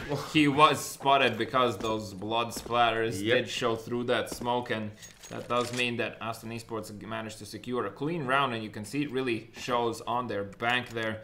So the player is able to buy up there. Hench actually decides to be on the Mac 10 instead of asking for a drop. So he's going to be heading towards apartments most likely with that Mac 10. Otherwise, I don't really know where else you could utilize it without going super fast into Bananas. Zvede with the off peeking towards middle will not spot anyone just yet, as Doista now with the help of his teammate looking to see if they can spot any early aggression. They have actually deployed the smoke there early on. Yeah. Just to make sure no weird shenanigans happen, they still have their a glimpse there of the smoke that they can see past. As we can see still now with these grenades, they are keeping the Auto Clutch players intact into sights, We see Sikta, he has gotten into this short position, 2 players towards long. This could potentially really work out, as Allin's going to take out Steak with the grenade, and already rotation from HS is going to begin towards the B site. That could be an over-rotation, as we can see. Aston eSports are still not making their move. Yeah, and GOEX's position here might come into play really good in a small amount of time, as the flashbang from, that was HS who rotated. Yeah. Didn't reveal much. GOEX just needs to make sure he doesn't show his gun barrel, and he might actually survive here. Another flashbang over will be the bomb drop, but Zveda quickly trading there will drop GOEX. So still 3 versus 4 situation. Sikta really feels the need to find the upper hand in this battle. Will go down to Serex there, and that is only Chetty on the A bomb side. The players are approaching closer, but not really trickling just in yet. So they will gather before they actually go for this approach, and I like this what I am seeing, because thank God no rush decisions. Yes, exactly. They're being really calm and collected about it. They even forced out Chetty, but he still managed to find 1 kill. But Hench there with the headshot towards HS, a taste of his own medicine. It's going to be 4-0, and now I really want to see ZAL come out towards HS and him trying to make the moves. Yeah, and considering the money situation for AutoClutch, I can already tell you that I have lost this prediction. Yeah. Yeah, there's no way Aston eSports don't pick up another 2 rounds in this half, meaning that most likely they'll find one in the next one, and therefore I will be already lost from that point on. GOEX now with the CZ up front, misses the first player, and they get them both towards the B site. That feels bad. They look really off. Definitely look off, as now HS with the deagle in hand, looking to spot anyone just yet. Serex staying behind, making sure no players will get to backstab. Sikta, question is, do you check this position? As Serex definitely not expecting this, and as I say that, goes for that check and will find the kill there. Only Chetty and HS remaining. Needs to save these weapons, as the next round most likely will not offer too many financial opportunities for them. As Zveda even with the off picking up the HS there. Chetty does manage to get a solid hit there and actually gets the kill as well. Will be running away, as understands he will be pushed from all directions. Serex, of course, expecting for someone to be in that archway, and rightly so, as Chetty needs to land a headshot here. Will go down. Serex with that duck there managed to basically dodge out the bullet from Chetty. So 5-0. Like, is this like the day of surprises for us?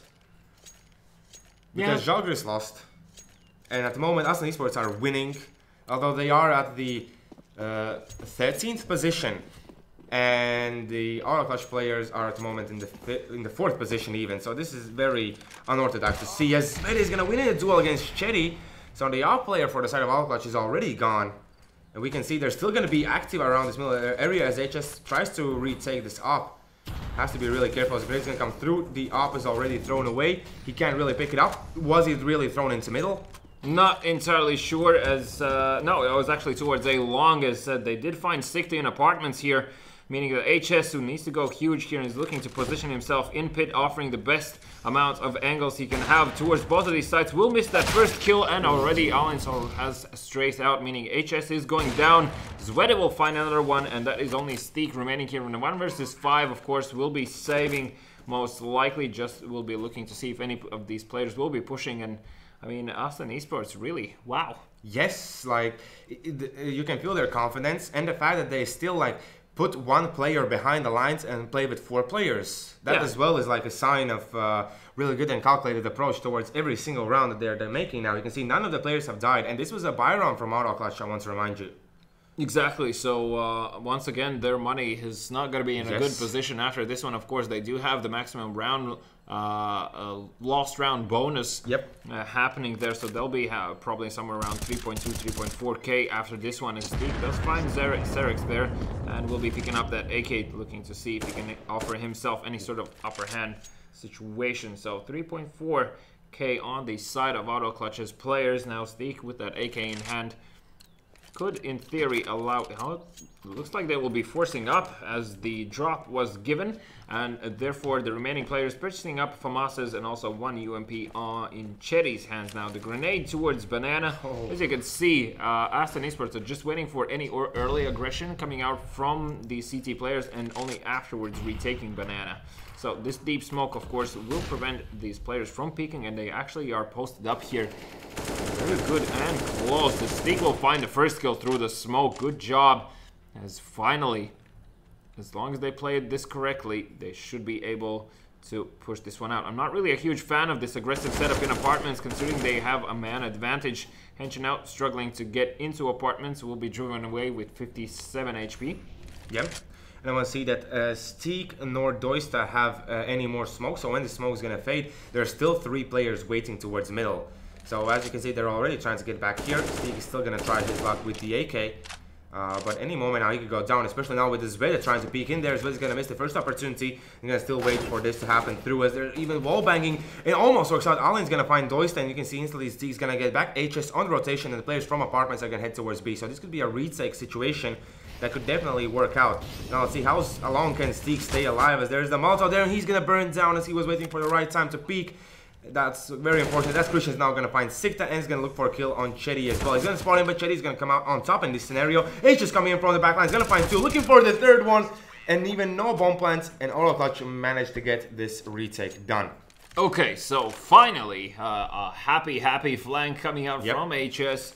And that offers them the first round here. Still though, really you would want to get every single next round coming out from here. No further mistakes on the side of AutoClutch, otherwise it's extremely bad news for them. Unless they'll be somehow able to really control the money on the CD side for Aston eSports. But that's still a long way ahead of us now, as a utility traded in middle here, and same goes for Banana. Doista looking to deploy that deep smoke. Is not even going to go for it, considering there is HS with the AVP peeking down into Banana, meaning he has the upper hand in that situation here. HS making sure nobody's hiding away in that wooden pile, and will, with the flashbang, one of the players will be able to cross, and HS even saving his smoke for later on, as if he's going to be the last man standing there, he's going to need it.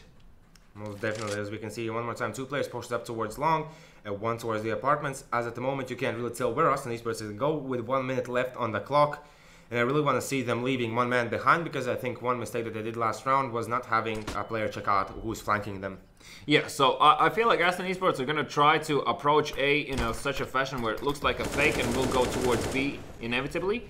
That would be a really good approach here, and also a perfect time to switch it up, considering AutoClutch have just 1 round and would offer you the most opportunities. You can see the bomb is already making its way towards Banana. Not entirely sure about these grenades, as the bomb will start to fall back, so this is actually a fake towards B and an execute towards A. Yes, there's going to be only Zveda left towards the B side. He's going to try to find the 2 players that are still staying there. Doista with the CZ and HS with the up. And now Zved is going to rotate back as well. And the push is going to commence, as now Sikta checking towards the apartments. Not going to see anyone looking for a kill on side. He can't do it. It's going to be only now Steak with Chetty remaining. Steak with 2 kills. Chetty with 1. Sedex with the answer. But Chetty comes in to help out a friend. Only Zveda remaining here. And you said about the smoke, but he can't even deploy it. But he's still going to find a kill. 73 HP left on him. He's going to be rushing. He's not going to get the no-scope. And HS is going to kill him off with the USPS.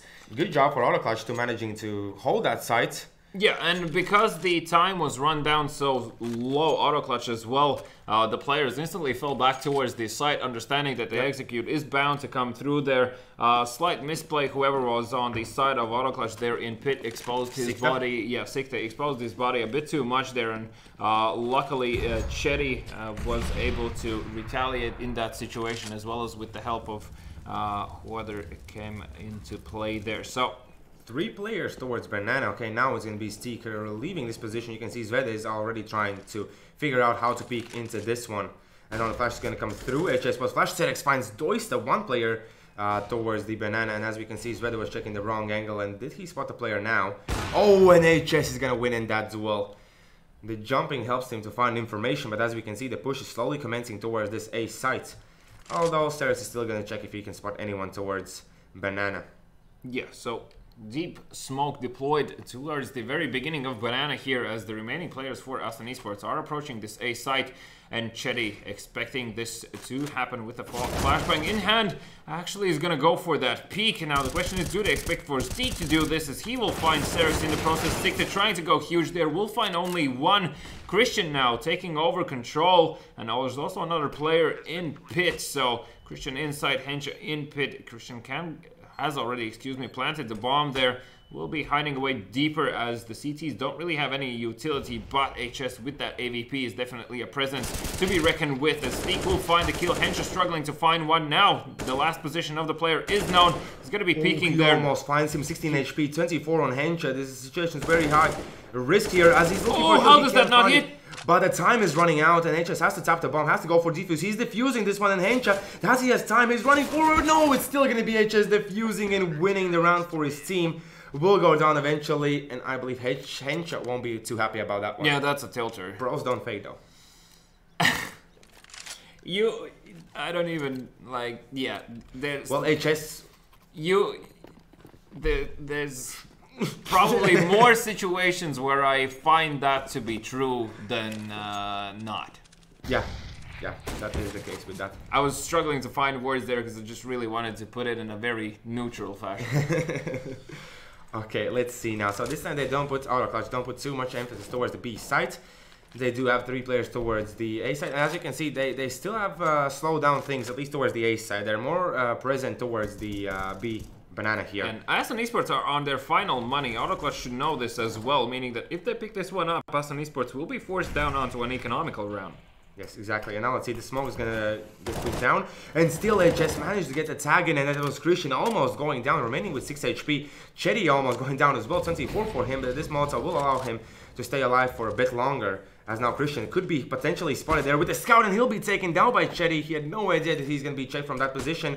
As now Sixth is gonna try his luck, but Henja is gonna kill him off.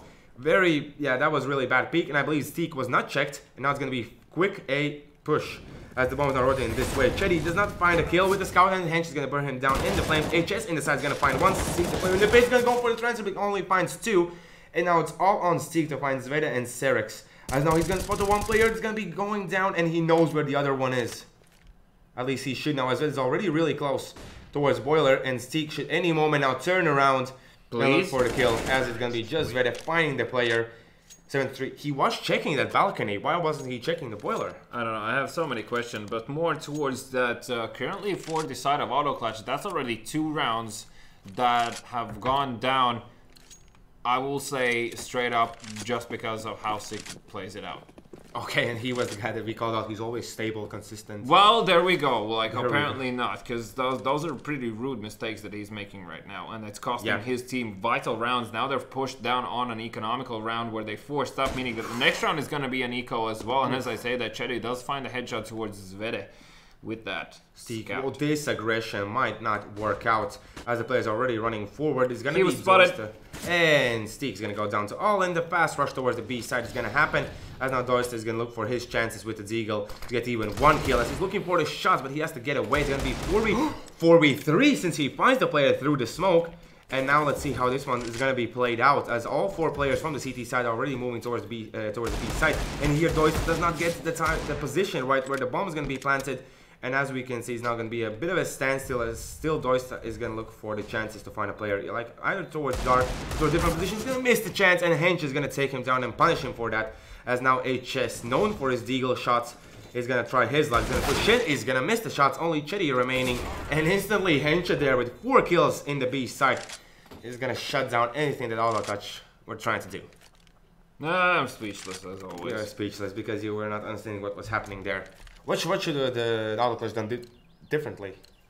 Well, AutoClutch, by continuously taking early banana control, or at least trying to do so, or they're definitely scouting for information. Know that they're essentially, Aston eSports are currently finding more success off of the fact that they're early on, they're holding back, and then afterwards they are regaining these positions now.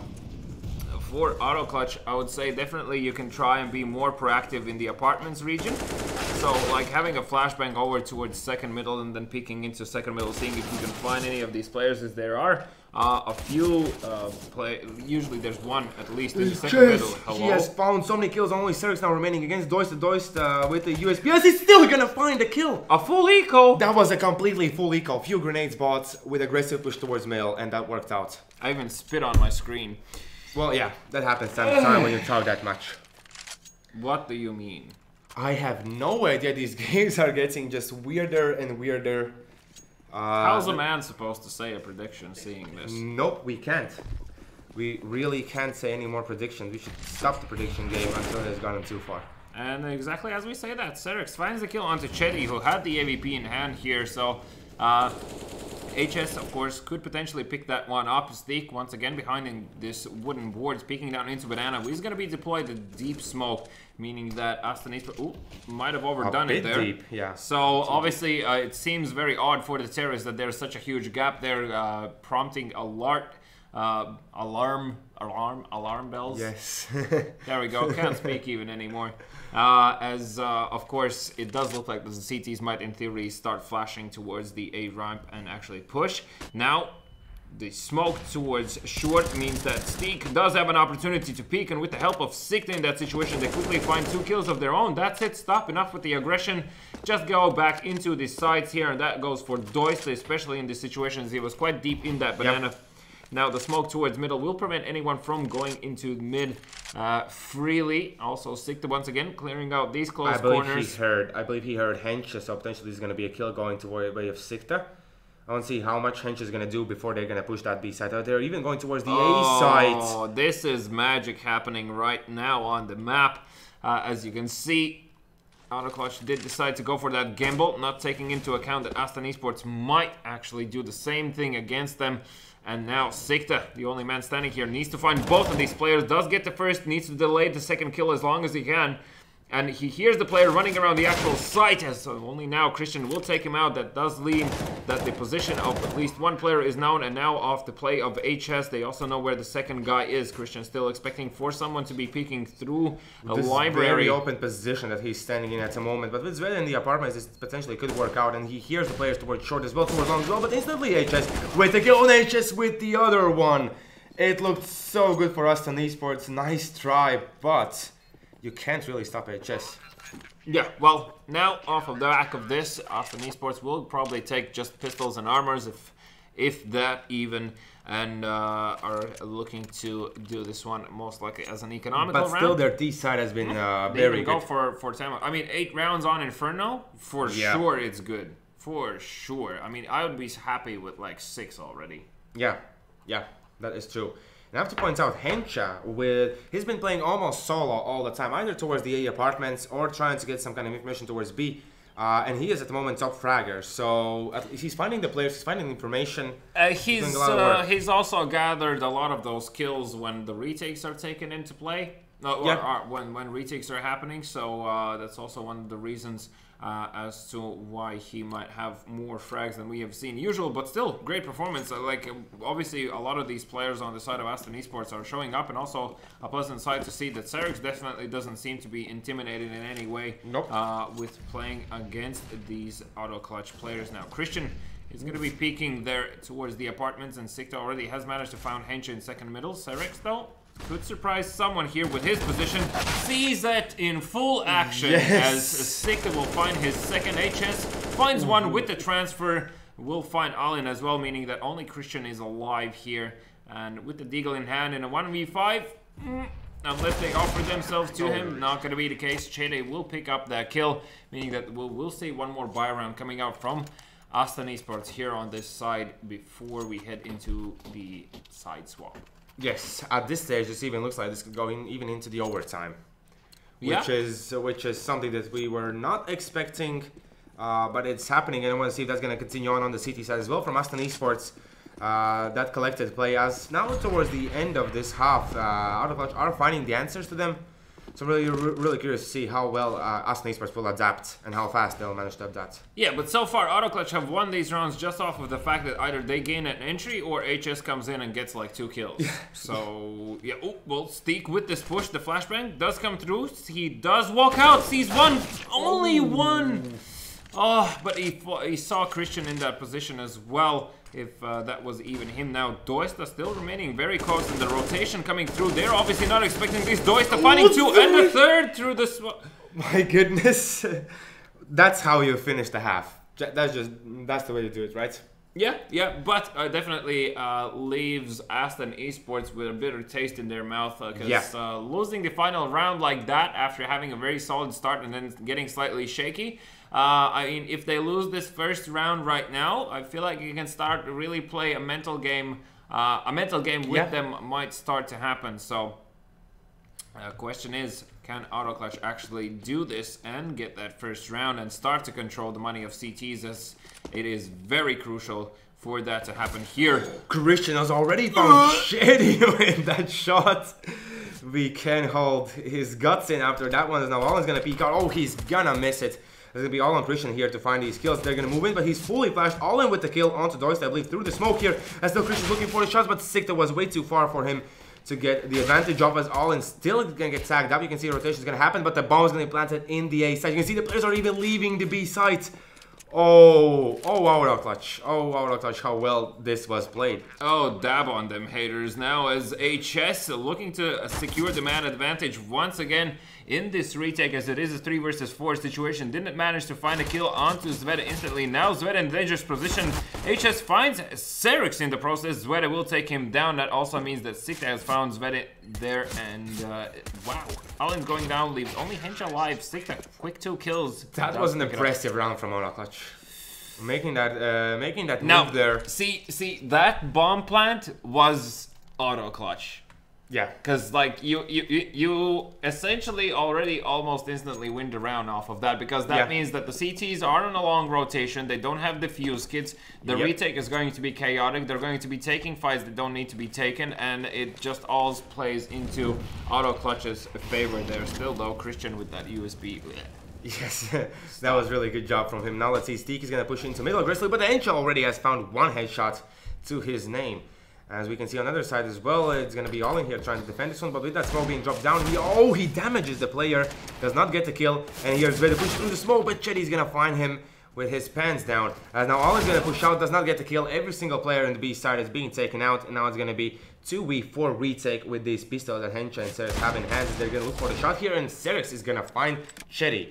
Now 2v3 is still doable, and they should at least go for any kind of economical damage, keeping the enemy economy intact. But with those Galils, oh, you could. Well, they both found Galils, so they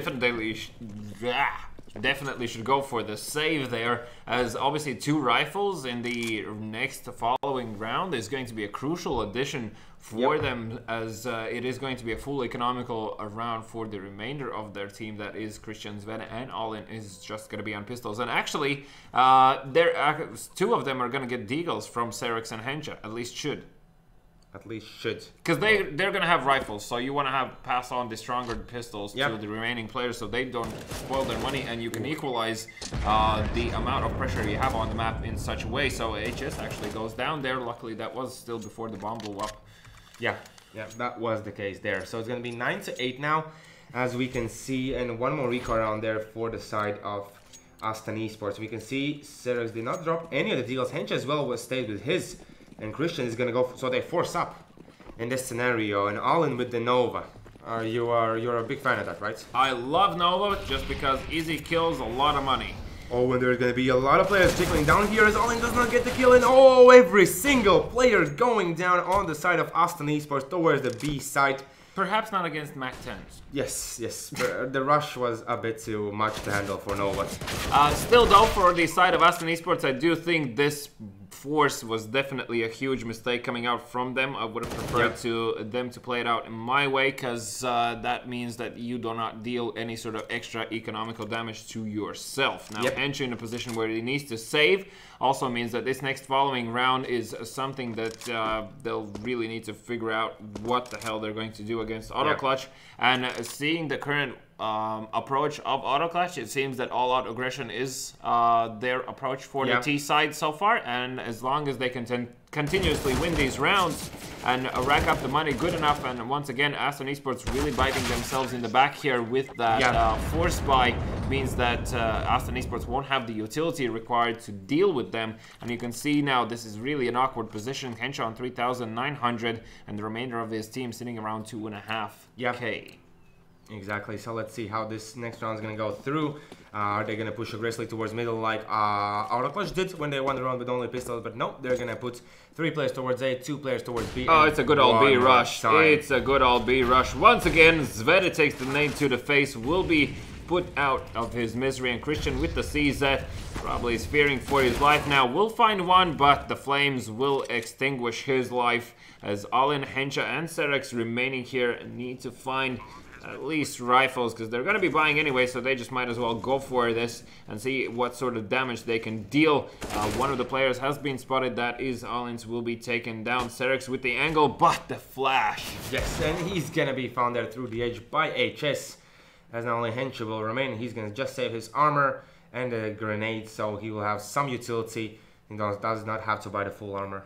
Yeah, and obviously coming into this next round, getting once again that lost round bonus. Will we see a tactical timeout from Aston eSports? I would like to... Hard to say. I mean, ideally, yeah, you would want to take a timeout right now because Auto Clutch, as I already said, they have definitely so far been super aggressive.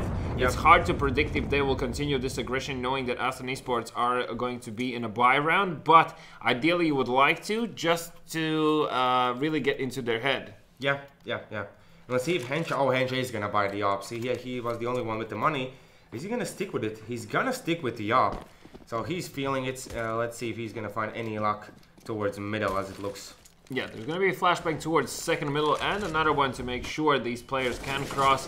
Obviously, obscured vision on the side of Auto Clutch there will force them to check perhaps a corner too.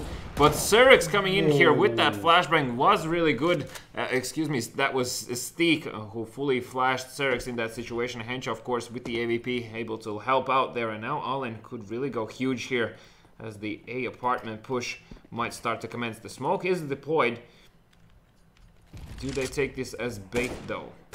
I'm really curious to see as Hensha is going to even take a bit different approach, or maybe not even the best one, as players are now tickling out, and Hensha will go down. Oh, that was clean, as only Serex here towards A will be remaining. But will find Chetty, but HS with another 2 kills there means that only Christian left alive, and can't do much here without a defuse kit in a 1 versus 3, and also HS picking up the pace there. Seems to get like 2-3 red kills every round now. Sikta also has already scored 20 kills of his own. So these two players previously called out actually have shown up now. So despite the fact... Sikta was quiet at first, but now he is up there. Yeah, so I also feel like that because those few small mistakes that Sikta made on not small, crucial. Okay.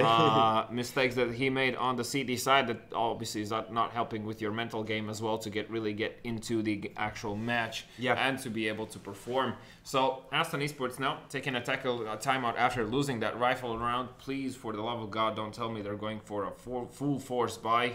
Thank you, pistols and armors, my guys. That is the way to go. Only Zveda buys. Is there any other players going to buy? They will.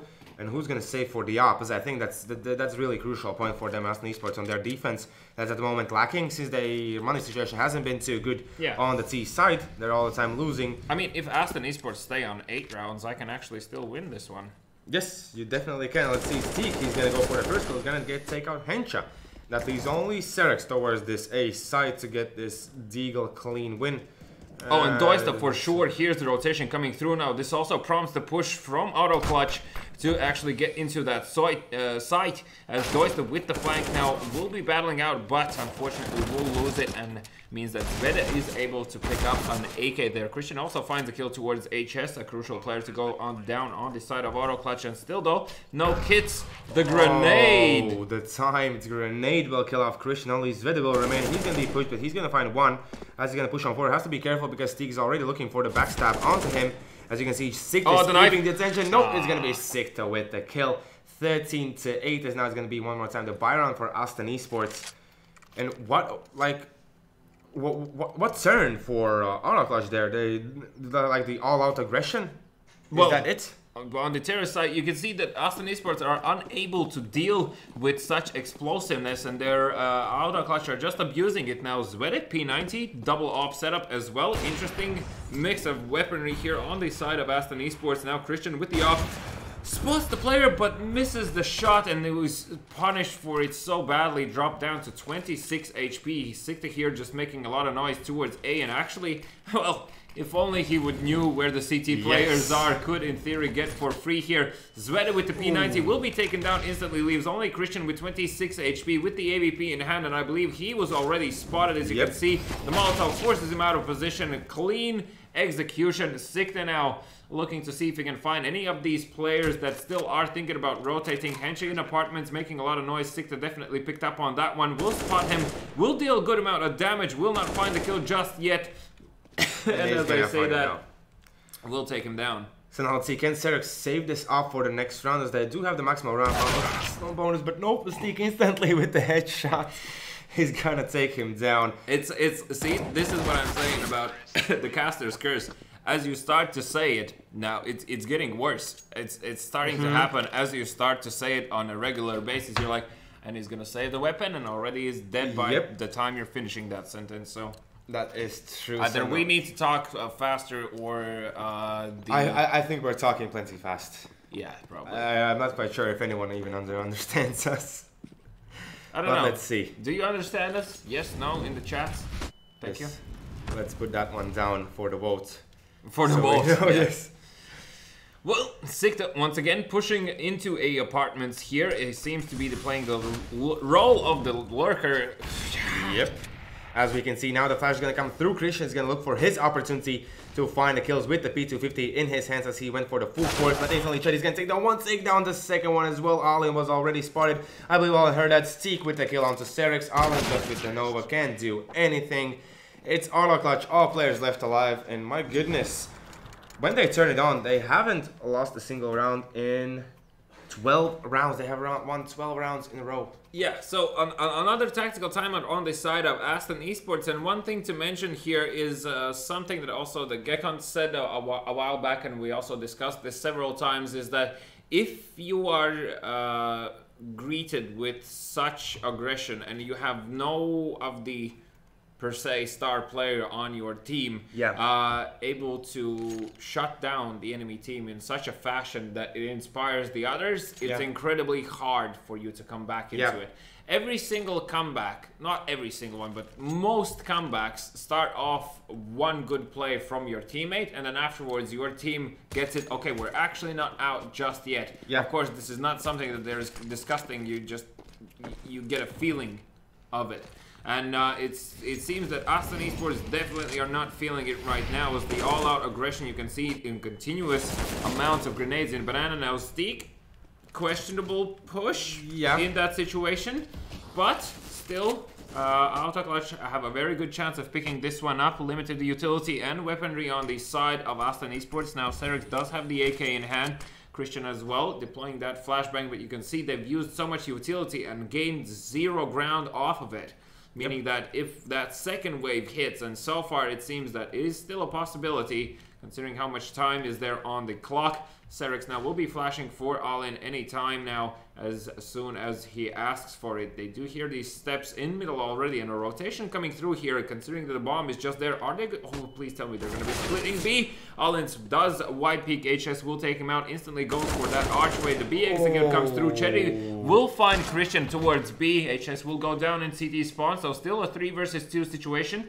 Chetty will make it onto this side. I would have hoped he would go for that tree position. Yeah, let's see now. Toast is going to go for the plant in a bit safer position, just so he does not get killed off too quickly, as Zwed is going to be the first guy in contact, as not only now Sarah is going to be in CT spawn, and only now Henshi getting towards Banana. So let's see how it's going to work out, as Zwed is going to get killed onto Chetty, with only Doista remaining 1v3 here. Let's see if he can make this one count, as the 3 players are going to slowly move into this side. The Molotov will come through. Doista even playing around it. The flashbang is going to come through as well, as he's going to peek out. He's going to look for the kills. He's going to get the bomb, and Don was used here as well. And now Hensha, he still has the time. They have the kid. They have the kid. Oh, that was so close for too close for comfort there for the side of AutoClutch. I don't think even with that strafe he spotted Hensha's position, but still in that situation he managed to get both players, and one of them was the diffuser. So a very solid attempt, or NTs in the chat for and they're keeping the enemy economy intact with all those skills. You can see the utility as well is not so good, and Christian even is forced to go with P90. Forced. You can, like, P90 and armor is like 3.5k, so you can definitely pick up a FAMAS in that situation.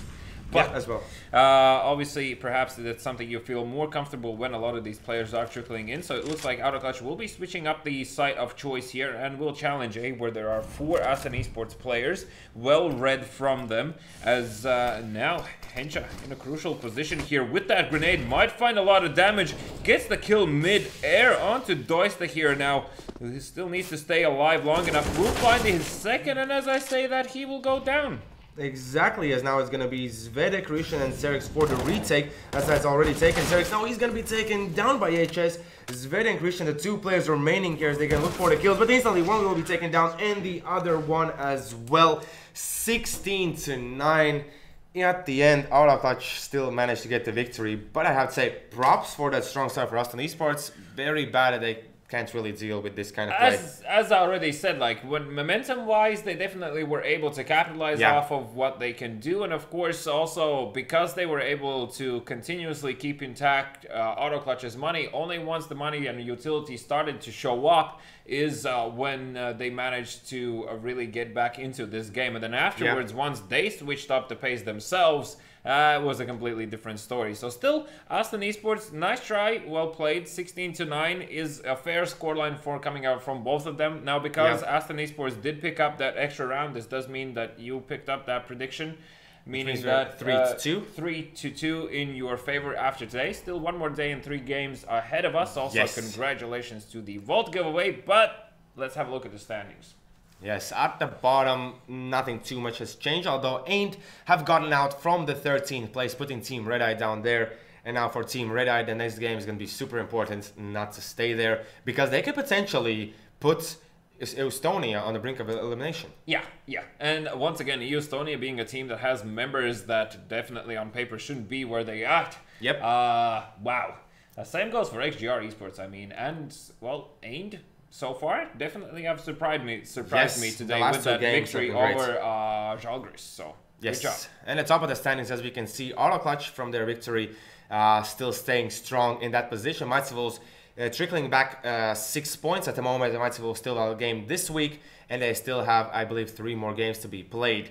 So as I already said, like, if Maitseville don't make any mistake, it's going to be them taking that 4th spot. But Autoclutch, they're looking quite okay, and I hope that they're going to learn a lot from this game, especially from the beginning. Yeah.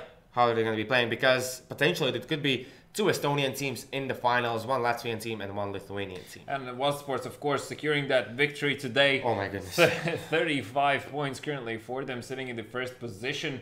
Now, they do have 1 overtime game there that has denied them a point. But other than that, and that 1 loss, they're very solidly at the top, showing once again also in 2nd season why so far in regulation they are definitely uncontested here. Yes, they definitely are. Let's check out what we're going to see tomorrow, as it's going to be not like this against Aston eSports. An important game one more time for Aston eSports to make sure that they don't get eliminated for not like this. They're at the 9th position, if I'm not mistaken. So as well for them, it's just like either get in top 8 or try not to get eliminated. Well, Aston eSports will have an opportunity to see if they can pick up a few more points and get out of that bottom 4. Then the next game we're going to see is going to be Skinlords Red versus EU Estonia. Yes. Also, an important game for EU Estonia to make sure that they don't get into that bottom 4. And after that, Joggers and Skinlords. Which should be a pretty fun one. I hope the Skinlords are going to be looking better tomorrow after their weird and just complete stump of a game. I mean, they'll probably try to go for a Mirage pick here, because judging off today's game... But Joggers also likes it. Yeah. But Skinlords, I would say, definitely have equal grounds there on Mirage versus Joggers. Okay, but we're going to see that tomorrow. So, ladies and gentlemen, thank you for tuning in. Be sure to check out BESL.pro as well as HyperTown.pro for the tickets to the main event, HyperTown Tallin, 20th, 21st October. This weird dude is going to be there. I'm going to be there. See you there. But first, we're going to see you tomorrow. Bye. Wasting time on my own. All the places that we go. All this pain builds within. Footsteps fade, what could have been? Finally I feel more free. if you